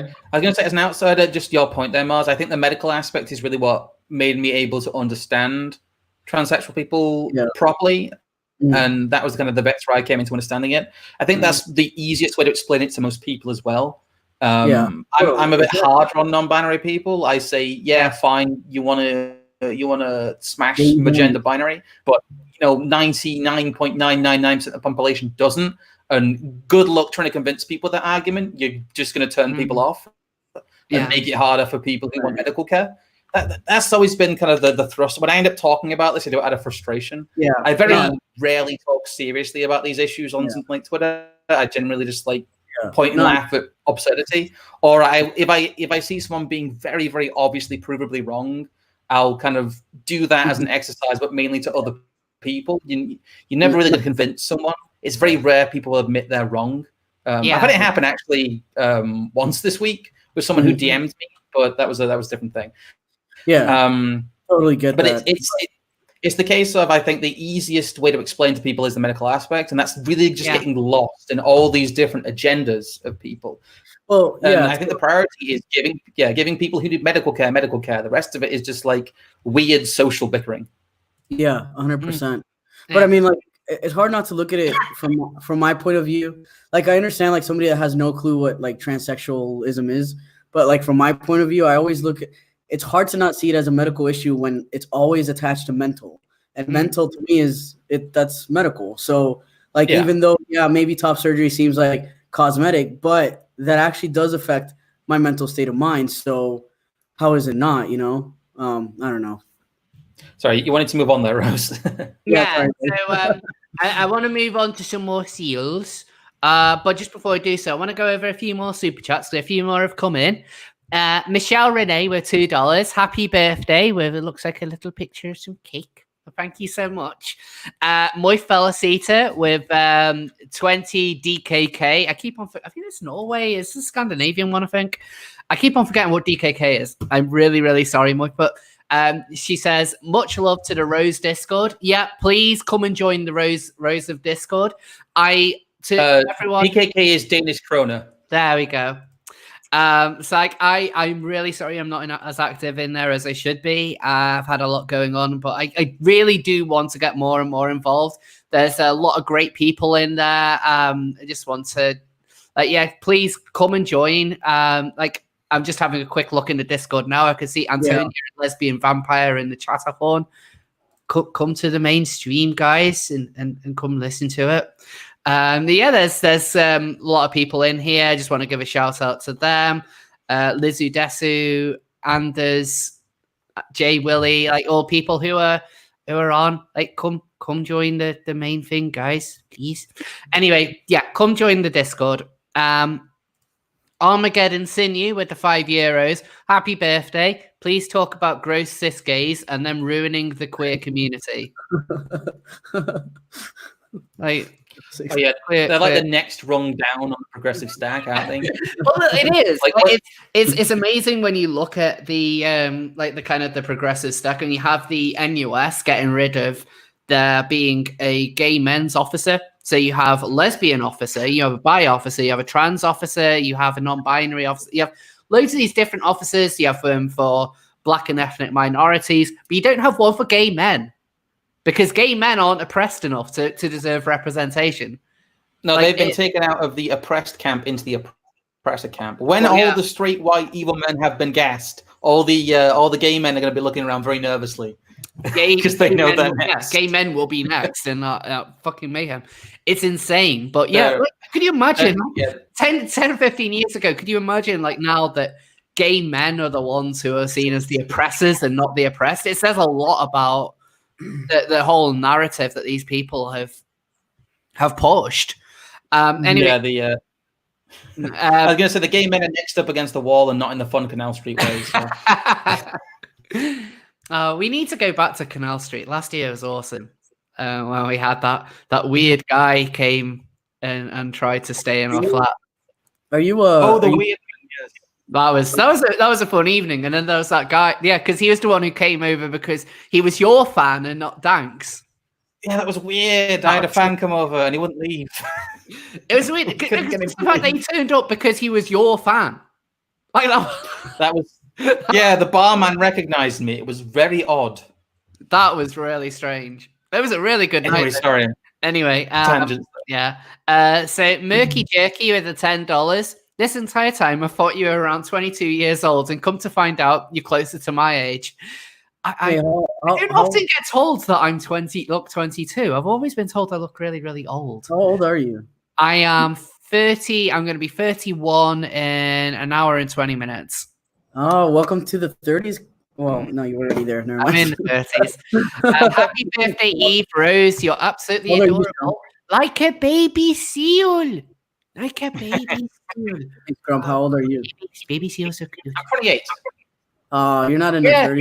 Grump is actually the baby of this. Yeah, kick him out. Kick him out of here. Kick him out. You don't need him. This is because I'm not trans, isn't it? That too, yeah. I'm cis fucking phobic. Get out. No, I'm just kidding. Well, I still can't get over the fact that Natalie thought that you were trans. I'm gonna trade off that for quite a while. She was probably like, "That's why he's in the dark. He's hiding because he can't pass." No, I'm hiding because my camera's terrible. No, I know. I'm just giving you shit. Yeah. And finally, Amber Harwood paying with £30. Wow.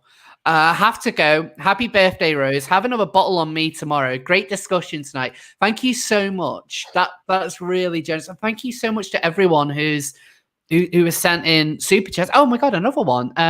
Amanda Ashton with £20. Happy birthday, Rose. Wow. Hire a carpet cleaner on me for that champagne stain. Get yourself a rug doctor. Well, the floor in this room is actually it's not like a carpet. It's kind of one of those floors. It's a floor, honestly, guys. It's a floor. So but that's really generous. Thank you so much. Like honestly, thank you so much to everyone who is giving in super chat. So it's just been wishing me happy birthday in the chat. There's quite a few of you, like too many of you to mention. Like I'm honestly blown away. Like I'm still always blown away by the fact that like I'm now at 29,000 subscribers. That's This awesome. time last year, I hadn't even broken 2K yet. That's awesome. I'm glad. I remember you DMing me asking for tips how to grow your channel. Like, I don't fucking know. I don't have a YouTube. I don't run a YouTube channel. Go talk to Dev. Actually, don't go talk to Dev. He's Canadian. Well, Dev has been meaning to arrange another like dumping with Scrump with like me and Lilith. And like he keeps on disappearing for like a couple of weeks and then comes back. He's like, shit, we were supposed to do something last week. What about next Thursday? And I'm like, yeah, cool, I'm available. So like technically, as far as I'm concerned, we should be filming something next Thursday. I don't know. I've not heard I'll bother Dev. I have to be like Dev's wrangler occasionally. Yeah. But we should probably get Mars hasn't chosen his seal yet. So. Yes, so we need to choose Mars. It is time. What if I'm anti-seal and I don't want to choose one? Oof. Then you're kicked from the chat. Oh shit! Can't be anti. So those seals. Look at these seals. So these are all pertaining to a story, obviously, right? H1 is a story. You guys already did. What's behind the question mark? Are you gonna tell me or no? The question mark is a mystery story. Oh, well, you chosen the mystery box. But does that pertain to like? Can I pick that or no? You're allowed to if you want. Fuck yeah. Wait, is it worth it? Should I pick like it better not be something super lame. I'm expecting something kind of epic, all right? Yeah, I'm gonna go with that, even though you're going with the mystery box. Show me the mystery box. The mystery seal. So what is behind the mystery seal? It's gonna be some kink, right? No, it isn't. Actually, this is something which was shared to me. Oh my god, I'm so sorry. I've forgotten the name of the person who shared this to me, and I'm starting to get a bit drunk, so it's going to be quite hard for me to. For shame. I think you started getting drunk when you like exploded your champagne bottle. I'm just saying. Yeah. So this is Yaniv. This is Yaniv. This is Jessica Yaniv. Yaniv wears a body cam to a strata meeting, wants to sue himself. Wait, is this real? Yes, this is. Well, this goes back to when we were talking before about Yaniv and like being like kind of like Chris Chan and there being sagas. This is the new saga for Jessica Yaniv. So this is really fucking dumb. So Yaniv went to a a strata is kind of like a Canadian term for like a block of flats or apartments, that kind of thing. So Yaniv went along to a meeting where let's go through it. The meeting started the way one might expect any homeowner association meeting to start, with a morbidly obese mid-30s man walking in wearing a dress and a body cam, Wicked Witch of the West Coast mother following closely behind. You read that right, folks. Yaniv brought his mother and he wore a body cam to the event. Well, Yaniv does always bring Mama Yaniv to the forefront of everything. So that's like a complete, like that's a note at most. The body cam though, I'm puzzled. So while discussing some parking concerns, Yaniv stated that he thinks the strata should install pay parking for visitors to increase revenue for the building. It's an easy decision for him to make when he doesn't have any friends that would ever visit him. While on the parking topic, Yaniv insisted the strata rearrange the parking lot and remove some spaces so his handicap stall could be widened. Moving along, building security cameras were a hot topic for Yaniv. This isn't surprising, considering he's got them pointed all over the inside and outside of his own apartment. How else would he record his own fake seizure on video, which he then released to an actually epileptic acquaintance to garner sympathy and compassion? Now, Yaniv released a lot of these videos showing an epileptic seizure. If it's the one I'm thinking of, it's hilarious, where Yaniv kind of makes sure that he has somewhere really comfortable to land before he does so, and then just kind of like randomly shakes a little bit. Like this is getting very Chris Chan. It is like this is it. Like Yaniv is effectively a Chris Chan for current year. Like Chris Chan is retro internet. Like we've moved on. Like this is a thoroughly deserving target. Honestly, Rose, like I remember when this was being discussed among some of us transsexuals before like you exploded and stuff, like, and I would have never imagined this shit would have gone the way it has. Like I still can't believe that Yaniv is that. Oh fuck, man! I don't know. The thing that surprises me most about Yaniv is, like, and this is my own fault. I have my own hands up here because I should have seen this coming. Yaniv, I thought Yaniv would no longer be relevant because of the ball waxing case where Yaniv famously lost. Because that was Yaniv's only real relevant claim to international attention. But what I didn't take into account is that people like lolcows, and Yaniv is a treasure trove of cringe. And like in the same way that, you know, even now when Chris Chan isn't really doing a lot in the way of interesting things, you still have Christorians chronicling his every movement. Like, it will be very surprising if we didn't see some sort of Yanivopedia set up to follow everything that this man does. Yeah.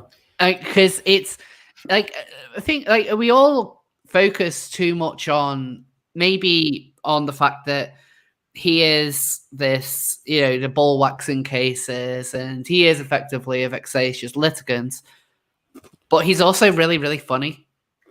Like I can't deny the fact that like I for a while last year I got majorly obsessed with Chris Chan. It's one of the reasons why I started Pillars of the Community in the first place, because I was watching the Gino Samuel Chris Chan documentaries when I was recovering from facial feminization surgery. And so I really got into Chris Chan. And so I could see how there being a new figure of fun could be fascinating for someone to watch. And Yaniv is effectively that for the current age. Yaniv hits a lot of cringe points, but what's more, Yaniv is a really deserving target, much more so than Chris, I would say. Like, Scrump, would you agree with that? I would agree with that. Yaniv seems to have some mental problems. I don't know if they're diagnosed or anything. I don't know if they seem pitiable in some ways, but they're so unkind. Like they're so they're so litigious as well. The big thing with Yaniv compared to someone like Chris Chan is that they are actively trying to fuck with other people and not just kind of being fucked with and being chronicled. Yeah. I don't know. This is your story here, Maz. So, what do you still think there's some life left in the whole Yaniv thing, or are you growing bored of Yaniv's antics? Who, me? Yeah. I'm going bored of their antics. I mean, to be honest, yes and no. Like, okay, like I like laughing, or well, everybody. That was the stupidest thing I said. Obviously, I like laughing. No, but I like laughing. I like fun. I do enjoy laughing. I do enjoy having fun. Hey, look, and that's why I don't drink a lot. I'm on 2 beers and I'm already sounding really stupid. Anyway, my point is like, I am sick of them, but at the same time, like, I feel like it's such comedy gold that, but that's like a lot of people that I find super cringy. Like my favorite stupid person, like probably that's going to carry on for the rest of this year, is Chase Strangio. You know who that is, right? Oh, God, yes. Yeah, like I know that they make us look stupid and probably crazy, but it's just so funny that I can't imagine not following them. Like I just, you know, so I don't know. I also feel like it sucks that one thing I will say is like it sucks that Yaniv has definitely become like, you know, almost like the example that like religious right-leaning people have against like us being crazy delusional people. But regardless, I think what you did in making those videos, Rose, still is far more important than somebody on the right, whatever, using it as like, oh, look, this trans people are crazy. Like, to me, I think it still matters way more for us to be like, yes, they're crazy, but also they're cringy, so we're going to fucking laugh at them. Like that to me, I mean, that makes sense, you know? like it's the way that I see Yaniv is Yeah. it would be very easy to assume that Yaniv is a plant that is a troll, and you're right that he effectively hits a lot of the points that people have been very scared of when it comes to the likes of self-ID. But Yaniv isn't really that intelligent. What Yaniv wants is the spotlight. They're not. But I quite like the idea that Yaniv would get too much spotlight and then not like it, because Yaniv is a harmful person. It's not like when you get people saying that Chris Chan is harmful because he's said homophobic and racist comments in the past. I mean, like, Chris got a lot of that from his dad. He's someone who has quite severe autism. So there is an explanation there. But with Yaniv, there isn't so much an explanation for sending multiple people messages about tampons. I mean, Chris Chan never did anything that bad. Or doxing Blair as a serious danger. I mean, Blair has a lot of fans and there's a lot of people who could potentially wish her harm. That was a really serious thing to do, and it pretty much did put her in danger.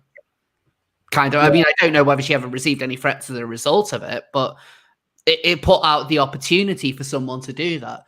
Yaniv has shown that he is willing to harm people and harm people in a very bad way. And so I don't feel bad for him if he becomes a figure of ridicule. So maybe that might be the best way forward. I mean, Yaniv is here to stay. But let's get back onto the subject, because this is quite hilarious. Yeah, go for it. So as I mentioned, building security cameras were a hot topic for Yaniv. The Strata voted on a security camera issue and banned residents from installing surveillance cameras facing outside the building. Yaniv insisted that this is illegal. I caution the Strata here. Yaniv is close to passing the bar exam. He probably knows what he's talking about. I don't think Yaniv is passing a bar exam. I think that's a joke. Yeah, good. That's sarcasm. Yeah, okay. I've had a little bit to drink. Apologies. Yaniv did what Yaniv does and threatened to sue the Strata in the BC Supreme Court. And so this is brilliant, because anyone who knows about purchasing or renting flats, it's the same way in the UK. Because the Strata is a corporation, it's made up of entire homeowners groups. Like a friend of mine is a part of one of these kind of things in London. So effectively, when you own a flat in a block, you become part of a corporation. So what Yaniv is doing is, because if you're suing the block, you're suing all the homeowners. Yaniv is suing himself. Oh yeah, technically yes. That's where this comes from. Okay, so he's technically suing like the homeowners association, which he's part of. Yeah, I guess the flat association. Yeah, that's hilarious. So he's technically partially suing himself. So that's where that comes from. Yep.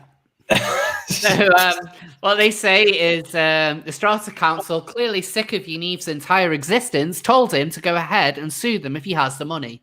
Miriam was trying to say some things at this point too, but her English was too broken to understand, and she is really hard to understand. I don't know whether anyone has followed any of the videos or anything when she's trying to talk, because she's really, really hard to understand. Yaniv then took it to the next level and declared that the RCMP have ordered him to have security cameras. It isn't just that he wants to have cameras, it's that he is required to have them. Wow. That's pretty special. I would not like to live anywhere near Yaniv. That sounds awful. Yaniv argued with the Strata about this issue for several minutes, while most of the homeowners sniggered.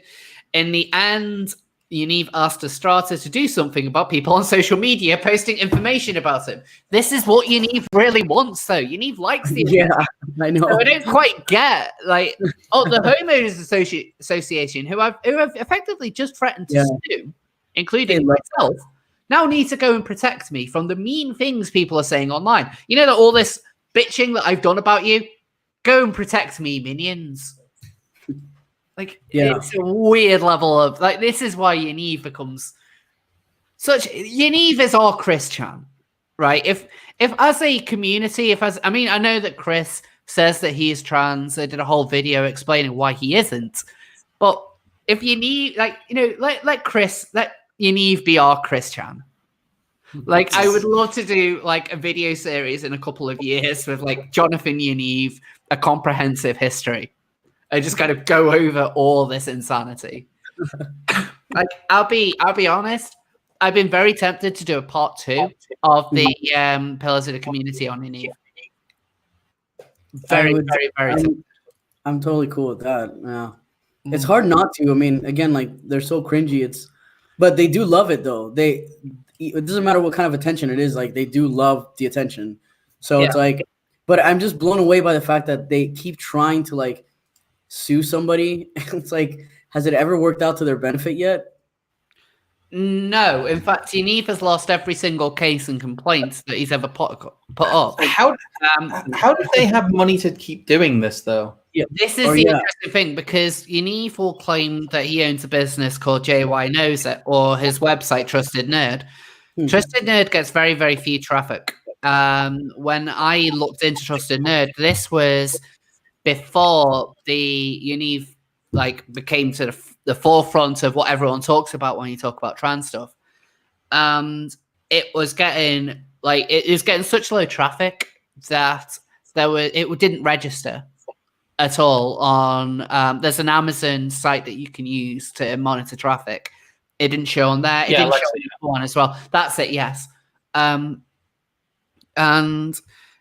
like, so that website doesn't make him money. It can't make him money. So how else does he get it? Well, he has a consultancy firm called JY Knows It. But when I was looking into that, I noticed that a lot of these people don't exist who are giving him, giving him recommendations and stuff on his website. You know, they're the ones that have reviews posted on them. They don't really exist. So I don't believe that business makes him money either. But he does have he does collect benefits. We know he collects benefits. He collects disability benefit. So that must be the only way he's able to really make any money. Right. So that must be the way he finances a lot of this. Yeah, but still, like, well, I'm not Canadian, so I don't know. But I would think, like, at some point, somebody should probably not be allowed to continuously, like, you know, to keep suing people for really bogus reasons. Like, at some point, I would think that Canadian law would be like, okay, hold on a second, we've been through this shit before. No, like, you're not, you know what I mean? But I don't know. Well, one of my very favorite Yaniv cases was just before he came out, where he tried to sue a local theater company for causing him breathing problems because they burnt some time on stage. It's just so dumb, but it showed how desperate he was. He also put in complaints to an airline because there was a crying child on board, and I kind of would have his sympathy if it wasn't the fact he was Jonathan Yaniv. Right. Oh, hold on. Tailed Feature has just arrived. Let me just add him. Tailed, hi. Hello. Hi. So this is a bit impromptu, but like for the longest time, we've been talking about doing a 10,000 subscriber special.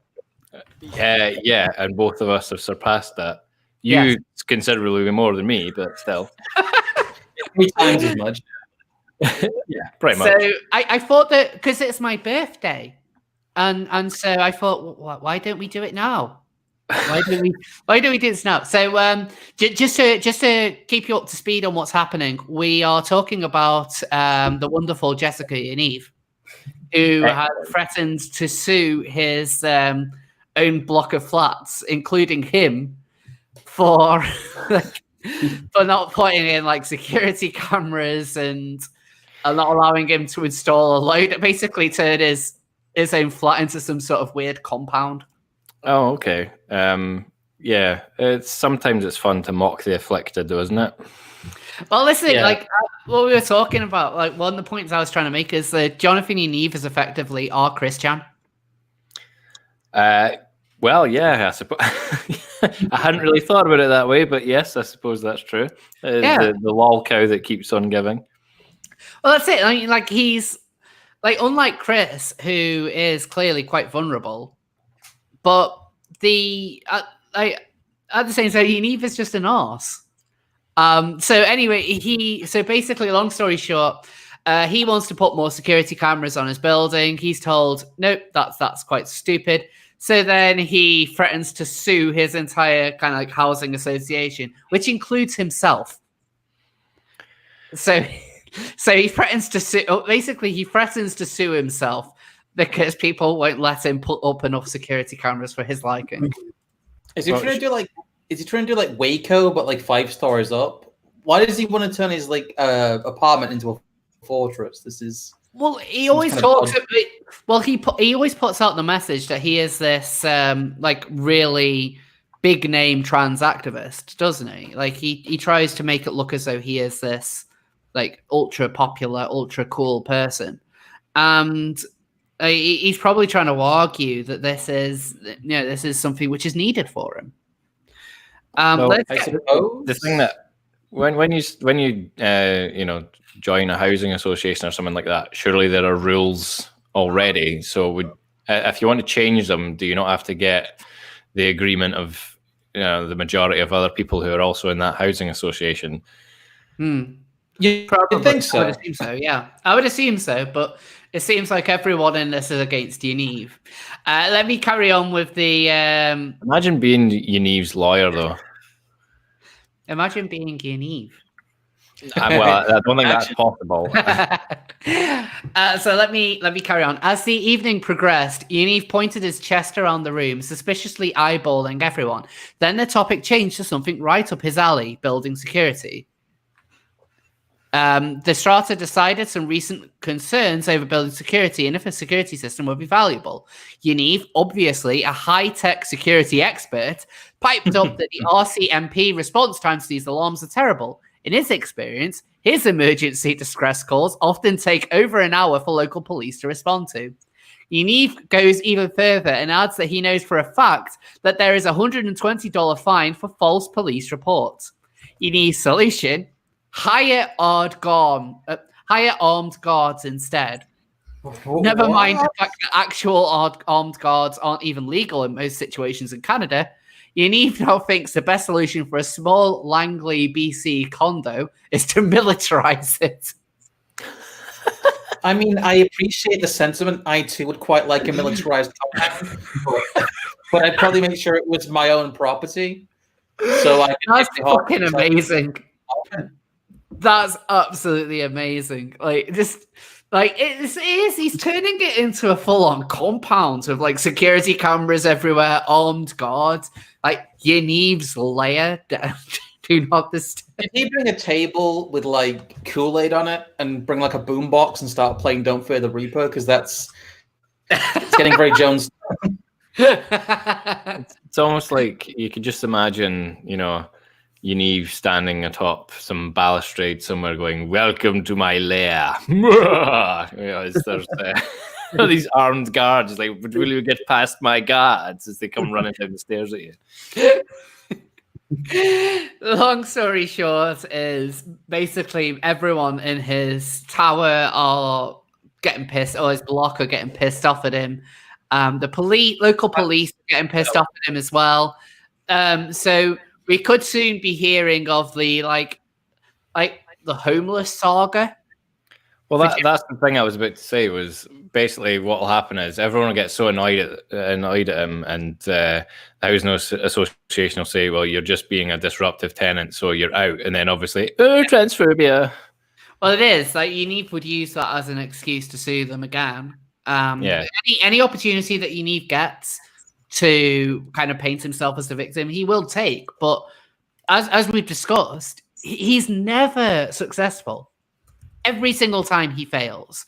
And like, part of me is just thinking like, okay, we need people to, let's just make a new Chris Chan. Like, let's leave Chris Chan. No one deserves that. Not even Yaniv.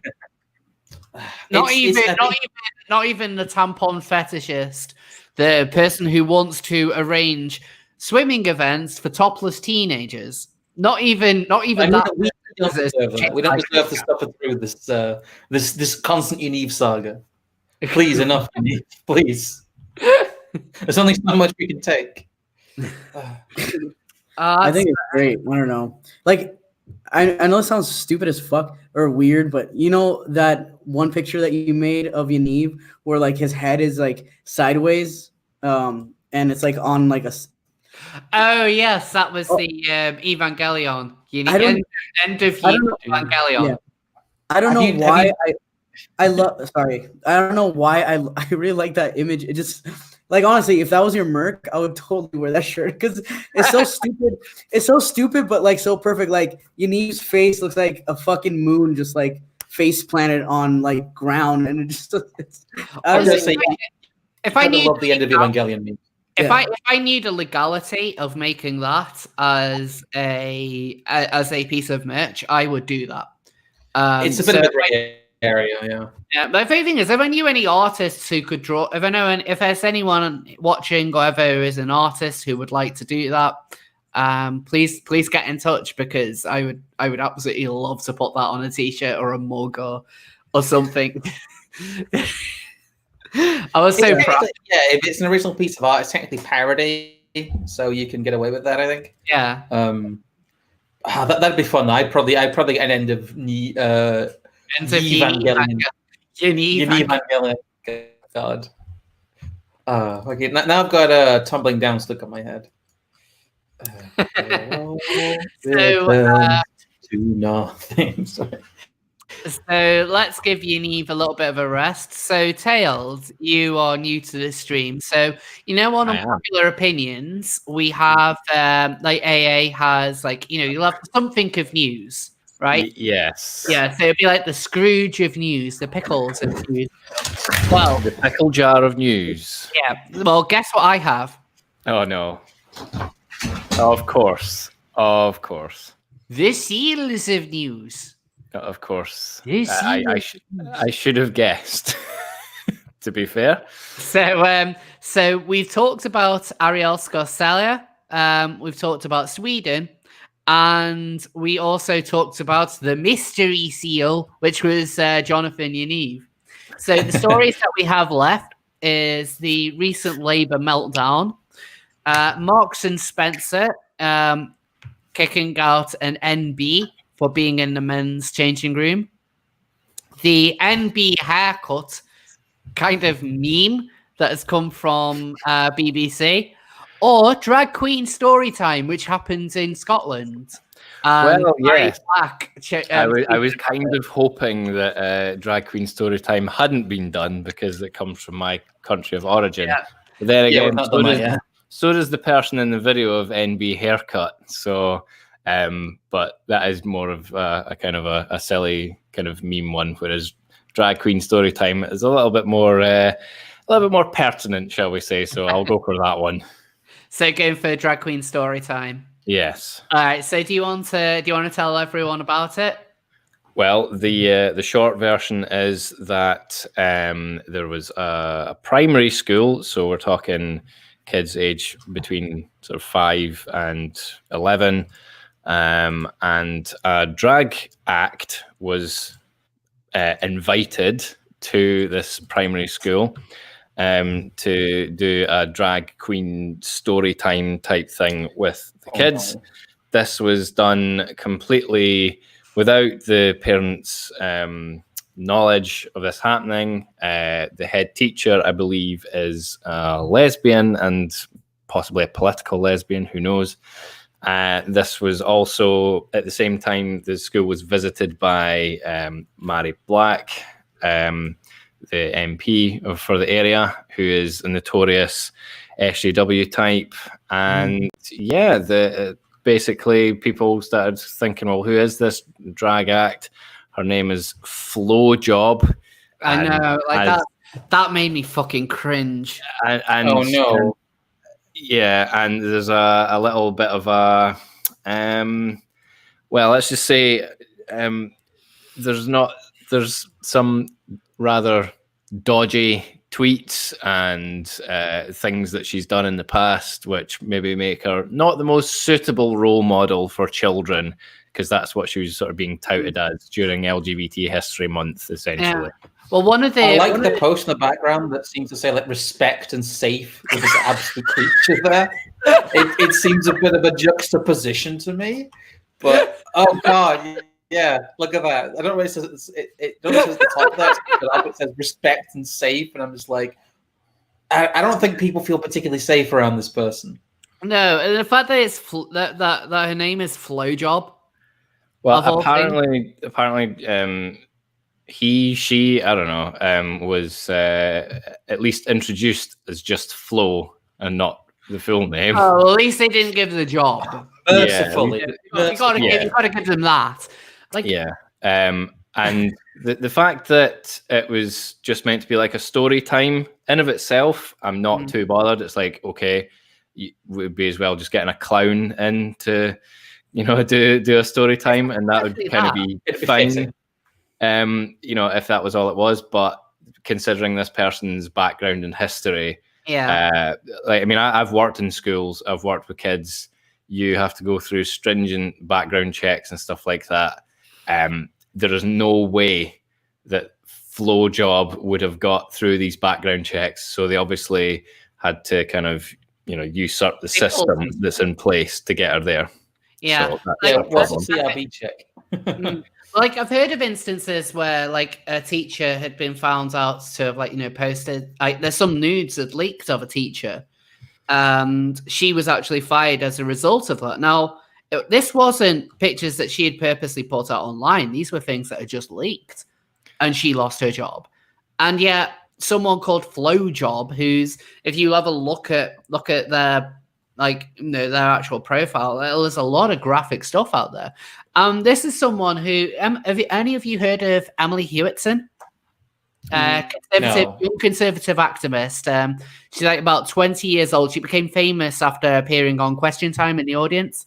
But Flowjob actually issued a threat to her, saying something along the lines of like, "Oh no, I'll vote for whoever punches her in the face." So encourage the kind of progressive hero that you want for children is someone who encourages punching a woman in the face that he disagrees with.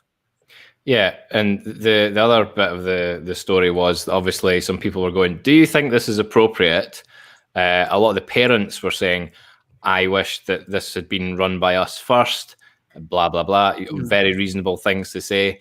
And then Mhairi Black, the MP who was also at this story time event, she came out and said, you're just being homophobic and you're all horrible people and all this usual kind of stuff. But interestingly, the I think he's the education minister in Scotland, John Swinney, has came out and saying that actually no, they shouldn't have invited this person to the school and that was a mistake, but didn't condemn Mhairi Black for the way she's handled herself. And if you want to get a role model who's LGBT and stuff like that, I don't really have an issue with that in principle. Obviously, the reasoning behind getting someone of a certain persuasion in to talk to kids age 5 is a little bit concerning. But why didn't they just ask Mhairi Black to speak? I mean, she's an MP and she's like 23 or something like that. She's really young. She was like the youngest MP ever.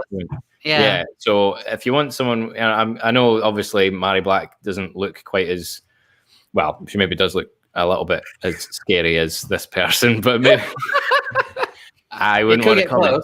She is from the west of Scotland, so I get to say that. So I'm not. So but, apparently why didn't you get the head teacher to speak to them? By the way, I'm a lesbo, and look, I got to the position I'm in, not through through not being discriminated against, etc., etc. Mhairi Black is an MP. She got to this position of power without discrimination, blah, blah, blah, blah, blah, blah, blah. So, yeah, put your mind to it. You can do what you want, basically. I've always found these drag queen story times really weird. Yeah. Like, I don't get why. It seems to be like one of the latest trends, and it's a weird virtue signal. I don't get. It's supposed to they paint it as promoting tolerance and inclusion and diversity, but a drag queen is simply just a guy who's presenting an act. And now I say this as someone who actually quite enjoys drag. Like I've seen a couple of drag shows in the past, and it's a lot of fun. Yeah, well, I mean, they're right. They can few... be fun. Yeah. Sorry, Scrump. I just say if they're done right, they can be fun. I'm probably gonna have to tag out and tag Tailed in my place here. I'm flagging a little bit. I'm gonna have a bit of an early night, I think. But it's been lovely going being on, and happy birthday for 1 hour and 45 minutes away. So thank you so much. Yes, thank you for having me on. All right, later, man. No problem. Thank you for joining anyway. Thank you. Love you. Bye. See you, Scrump. No, I was gonna say, Rose. This is basically my response to this is like, I don't get. I can only perceive it in the same way you just said. Like, it seems just like virtual signaling because like I don't get it. I really don't. Like, what's the point, honestly? And also, why can't we? Why does it have to be a drag queen too? Like, that's what's really weird. Like, okay, so have like a gay dude or a lesbian just read a fucking book. Not a big deal. But why does it have to be a drag queen? Which specifically, the way I perceive that is somebody's performing drag at a gay club, and it's more for like adults, which is why this is perceived in such a creepy light. Yeah, like if you have a look at this person's profile, it's something about like, oh, she's a good girl who enjoys, she has a lot of spunk, and then in brackets it says on her face. And so this is someone who is like being presented to children. Like, again, I think it would be good to make kids aware of LGBT people, that there are people out there who are going to be different as a way of combating prejudice. I don't see why it has to be someone who is drag. Again, drag is a particular culture as well. It isn't just like a man who's dressed up as a woman. It's a very specific culture, and it's one that is quite adult. And you can get drag queens of all sorts of persuasions and all sorts of different political ideologies, all sorts of different viewpoints. And there's a drag queen on my server. There's there's some right-wing drag queens like Lady Maga. There are people who are more Lady Maga. That's good. Lady Maga, yeah. And then there's like drag is a very kind of broad spectrum almost. And I say this as someone who really enjoys drag. I just don't think that someone like this is really appropriate to kids. Knowing based on what I know of drag, like whoever it is watching things like RuPaul's Drag Race, which I do enjoy. Sorry. No, I talked over you, to be honest. You can finish. No, please. No, you go ahead. You sure? I mean, yeah. I am the man. I'm not just kidding. Yeah. Tailed as a man is just like just to point out to people, because Scrump, so Tailed earlier in the stream had another trans YouTuber called Natalie Alexandra, and she thought Scrump was a trans man. Nice. So I just need to point out to everyone who doesn't know who Tailed is. He is an oppressive cis-het white man. Whoa. I wear a kilt, so technically Scots were trans before it was cool, right? So basically, your position in this live stream right now is like, we speak over you. You dare not speak over us, sir. Well, as soon as I put my kilt on, though, I'm just as oppressed as everyone else here, so that's fine. That's fair. What was quite heartening about this whole thing was actually loads of drag queens came out and went, "What the fuck are you doing?" So loads of drag queens disagree with this kind of stuff. Like, absolutely, they always seem to have like, no, drag is for everyone. It's like loads of drag queens know full well that what they do is quite risque, quite adult, and that's kind of a lot of drag queens I've watched and stuff. Like, it's kind of part of their thing. Yeah, right? But also like what makes this more fucked is the fact that we have somebody like Desmond, you know, performing in drag, you know, a child performing in drag. So it's like, it really feeds, again, we're feeding the, you know, anti-trans, anti-LGBT, whatever people, shit that they are saying will happen. So like when you have somebody like, you know, a child doing drag, and then you're also reading books, you know, from a drag queen's reading books, well, then now what you're making people that are like anti-LGBT think is, well, obviously Desmond is a drag queen because you're reading, you know, reading books like it's like, I don't know, it's just so stupid, honestly. It's something which I do find it quite troubling. I think that this is something that it shouldn't be pushed. It shouldn't be pushed as a acceptable kind of thing for children. Like it is happening there though. I'm sorry. Is that happening in your country though? Because as far as I know, these are mostly happening in. Well, this is in Scotland. Oh, this one is. Oh, well, duh. Sorry. Yeah, it's in my neck of the woods. But it's the thing is, right, that I was training as a teacher. Obviously, it's slightly different from just going into schools and reading a story and then leaving again. Yeah. But we were told that you needed to have your Facebook page, if you had one, on complete lockdown. Make sure that you deleted any pictures of yourself, even holding a drink or anything like that, because that could be used against you at any time. Yeah. And that was like 7 years ago. And then they're just like, yeah, fuck all the checks. We'll just get this drag queen in, you know, with a very sort of sordid history on social media and what have you. And that's perfectly acceptable because there's obviously an agenda there. What I found quite troubling was the way that criticism of this was branded as homophobia. That if you have concerns about a drag queen, and especially someone, this isn't a family-friendly drag queen. This is someone who goes to clubs and does quite a risque set. And any kind of concern on that is considered to be homophobia, that you somehow hate gays. And like, what about the amount of gay people who disagree with this? Like, are they homophobic as well? What about the drag queens who disagree with this? Are they internalized anti-drag queen sentiment or something? It goes back to what I was talking about earlier, Tail, before you joined, about I'm not sure whether you saw my video on like bootlickers. This whole idea that if you are from a particular community and you kind of speak out against it, then you know, like your opinion is completely invalid. That you are a nasty person, that you deserve to be ignored. And it kind of happens with this as well, when you have people saying that to speak out against a drag queen speaking to children in this kind of way, like, especially being invited to a school. It's one thing, like, hell, it's bad enough when it's in a public library and it's encouraged to bring your kids there. But when it's in a school, when people don't really have an opt-out of it. Well, yeah, because that was something that a few people were saying on Twitter, was like, oh, why didn't the parents just take them out for that time? It's like, well, the parents would be done for not having their kids in school. And the adults, the parents rather, didn't know anything about it. So that's kind of what sparked all this, was the parents going, oh, wait a minute, we never consented to this.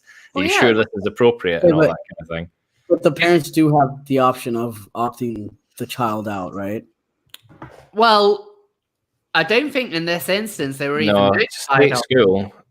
So I don't think they really have a say about what. Yeah, it's weird though, because I mean, I remember in my day, many years ago, basically there was a few people in the school that were Jehovah's Witnesses, and so basically whenever we did anything involving a television, they had to leave the room.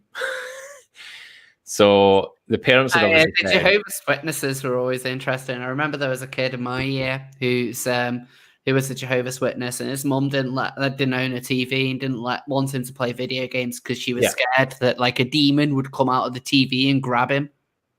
Yeah, exactly. So there must be some kind of mechanism that would allow you to say, I don't want my child to be, indoctrinated into this, way of thinking and stuff. But then again, look at the stuff that's happening in England with the the Muslim communities saying we don't want LGBT education taught to our kids, and it's the Muslims that are getting into trouble for that. They're getting parents are getting fined and stuff for not letting their kids go to school and things like that. So it's interesting because it's one of those things where you'll have people like Owen Jones speaking out against the Muslim community and people like Katie Hopkins speaking out in defense of a Muslim community. Yeah, it's clown world, isn't it? It's a really fucking weird situation to be in because like some Owen Jones like, what? We're not used to this. And then same with Katie Hopkins. Yeah. Like, the same fucking thing. It is really bizarre.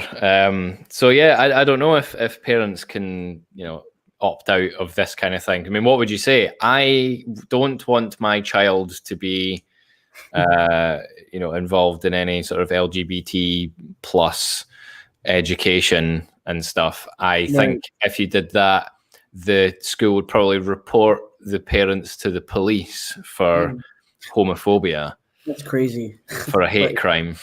Yeah, I would not be surprised if that's what would happen. But I think the fact that John Swinney, as I say, I think he's the deputy minister or first minister or whatever of Scotland. He's also the minister for education here. The fact that he came out and went, yeah, that was a big fuck up on our part. But I really think he should chastise Mary Black for this as well, because the way she handled the whole thing, basically just insulting her own constituents and saying, no, you're all just homophobic. If you don't want your child to be read to by a drag queen, you must be homophobic. It's just the nuance, Mary. Come on, you're not actually that dumb. You're just... Yeah, well, Mary Black, from what I've seen, like when she first joined Parliament, I kind of had a lot of respect for her because she's so young and has become a politician. Like, fair play to her, but then she opened her mouth. Well, she was the one that tried to introduce misogyny as a hate crime. Yeah, and that's an always really interesting one when I see some of the Radfems who are like very much against the the idea of speaking out against, when you speak out against trans people and the trans activists, and it's considered transphobia and stuff, and they don't want that to be considered a hate crime. But then they want it to be, well, people speak out against them for that to be considered a hate crime. It's an interesting, it's an interesting situation. I think there's starting to be a bit of a pushback, and I think that basically a load of the things that we're seeing now kind of happened in Scotland first. Like especially like obviously what we saw with Brexit and stuff, all the shit show around that. We'd already seen that with the independence referendum in 2014, and then it was the same thing happened with Brexit, but on a much bigger scale, and then with the American election and on a bigger scale still. So we actually have the Scottish elections coming up next year, so it's going to be very interesting to see what happens, because what tends to happen is when there's a little kind of shift, the ball sort of starts rolling. It's a snowball. It's very small when it happens in Scotland, but that kind of almost gains momentum, and then by the time we've got another general election and for the whole of the UK, things might have changed considerably, because I reckon that the writing's on the wall for the SNP. Yeah, I mean, I'm very surprised that they've lasted as long as they have when their track record is actually terrible. It is awful, but really bad. We just don't have anyone else. No, I mean, Scotland's not going to vote for Conservative, are they? No, well, the Scottish are never going to vote for the Conservatives. Labour imploded after the independence referendum, and the SNP and the Greens got together to form this leftist alliance from hell, and the other day put through the motion that now refugees and prisoners can vote in elections in Scotland. Yeah, which is pretty much buying their way into staying in power. Because it's remember who allowed you to vote. Remember who it was. Yeah, so that we basically just don't have anyone else to vote for. That's kind of the problem, and it's because there's no unifying party that opposes these things. So the SNP have never had a majority, as in over 50% of any election. They've never had that, and it's mostly because people go, there's no one to vote for, So I just won't bother, because like for Brexit, for example, we had the lowest turnout of any part of the UK because most people are going, well, I don't really want an independent Scotland with the SNP, so I'll just roll the dice and just see what happens. It was something like a 77% turnout in Scotland, whereas it was high 70s everywhere else. Yeah. So, but yeah, I like to think that that this is the beginning of the end of their reign of terror. There's being a pushback to all this kind of stuff, and I think people are just sick of it and have had enough. Yeah. Okay, so I think at the moment I really, really need the bathroom. So I think this is actually a good time to end the stream. So I would like to apologise to the seals of Marks and Spencer, Non-Binary Haircut, and Labour, because they might not have got the attention, but they're still good seals. Still really good seals. So the seals of news may appear back in the future. So I'm still playing around with the kind of streams that I want to do, because I really, really want to do more streams. I love doing streams. I love going on other people's streams. I love hosting streams. It is genuinely one of my favorite things, and I think you get some great conversation out of it. Yeah. So I do want to do more. Like Tails, I'm sorry it's taken so long for us to do our 10,000 subscriber special. Yeah, we just we were talking about that for months. And so, like, we finally kind of did it. We finally kind of did it. I think this is probably the closest we're going to get. So, congrats on 10K. So, I just want to read out some last few super chats. So, Poseidon Migtau with $5. Happy birthday, Rose. Keep calling out the insanity. Thank you. Armageddon Sinew with €5. Thanks for the reply. I love you so much, Rose. Would love to do a video about homophobia among the woke left. I mean, the woke left really do have bad attitudes about, they definitely have their own instances of homophobia. So I agree there. Kat with the £10. Congratulations on completing another solar orbit. Have a great day tomorrow, and I hope you get thoroughly spoiled. You deserve it. Oh, thank you so much. And finally, Ella Grant with $2. Happy birthday, sis. Buy yourself some Mr. Whippy. Thanks, Ella. If you're still watching, you're definitely someone that I want to get on a stream. I did see that you sent me a message on Discord.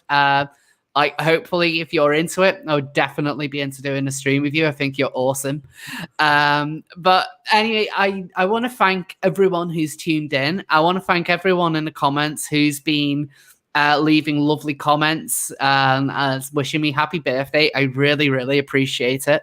Thank you to everyone on my Discord server. Thank you to everyone who supports me on Patreon and Subscribestar, and it's just a general subscriber to my channel. Like this time last year, my channel was unbelievably small in comparison to what it is now. And this is something I really want. Like, I love doing YouTube. I love doing streams. I love making videos. And the fact that there are people who love listening to what I say, that will tune in, that will donate their own money, like that for me is amazing. I just saw someone in the tweet, the message saying Ella would be a great guest. Please try to get Sophia Norwitz on. She was supposed to come on tonight. No, I'm not gonna lie. Busy. Hey, I'm not gonna lie. I was kind of really hyped to have Sophia on here. She'll be on in the future. Sophia is genuinely awesome. She wasn't able to make it tonight, unfortunately. She did have some personal things going on. But she'll definitely be on again in the future. Mars, you'll definitely be on. Tails, I need to get you on more as well. Scrump will be on again. Natalie will definitely be on again. I want to thank everyone who came on this show tonight. I want to thank everyone who's watched. It might be a while before I put everyone in the chat because I just want to have a lie down for a moment. But anyway, I'm gonna be ending the stream now. But thank you all so much for watching. If you haven't already subscribed, please do so. Also, please check out the last Pillars of the Community video I did on Monroe Bergdorf, because YouTube seems to have really kind of crippled the amount of views that it gets. So I'd really appreciate it if you check that out and share it around. Otherwise, thank you all so much for watching, and I'll see you all next time. Cheerio and the rest.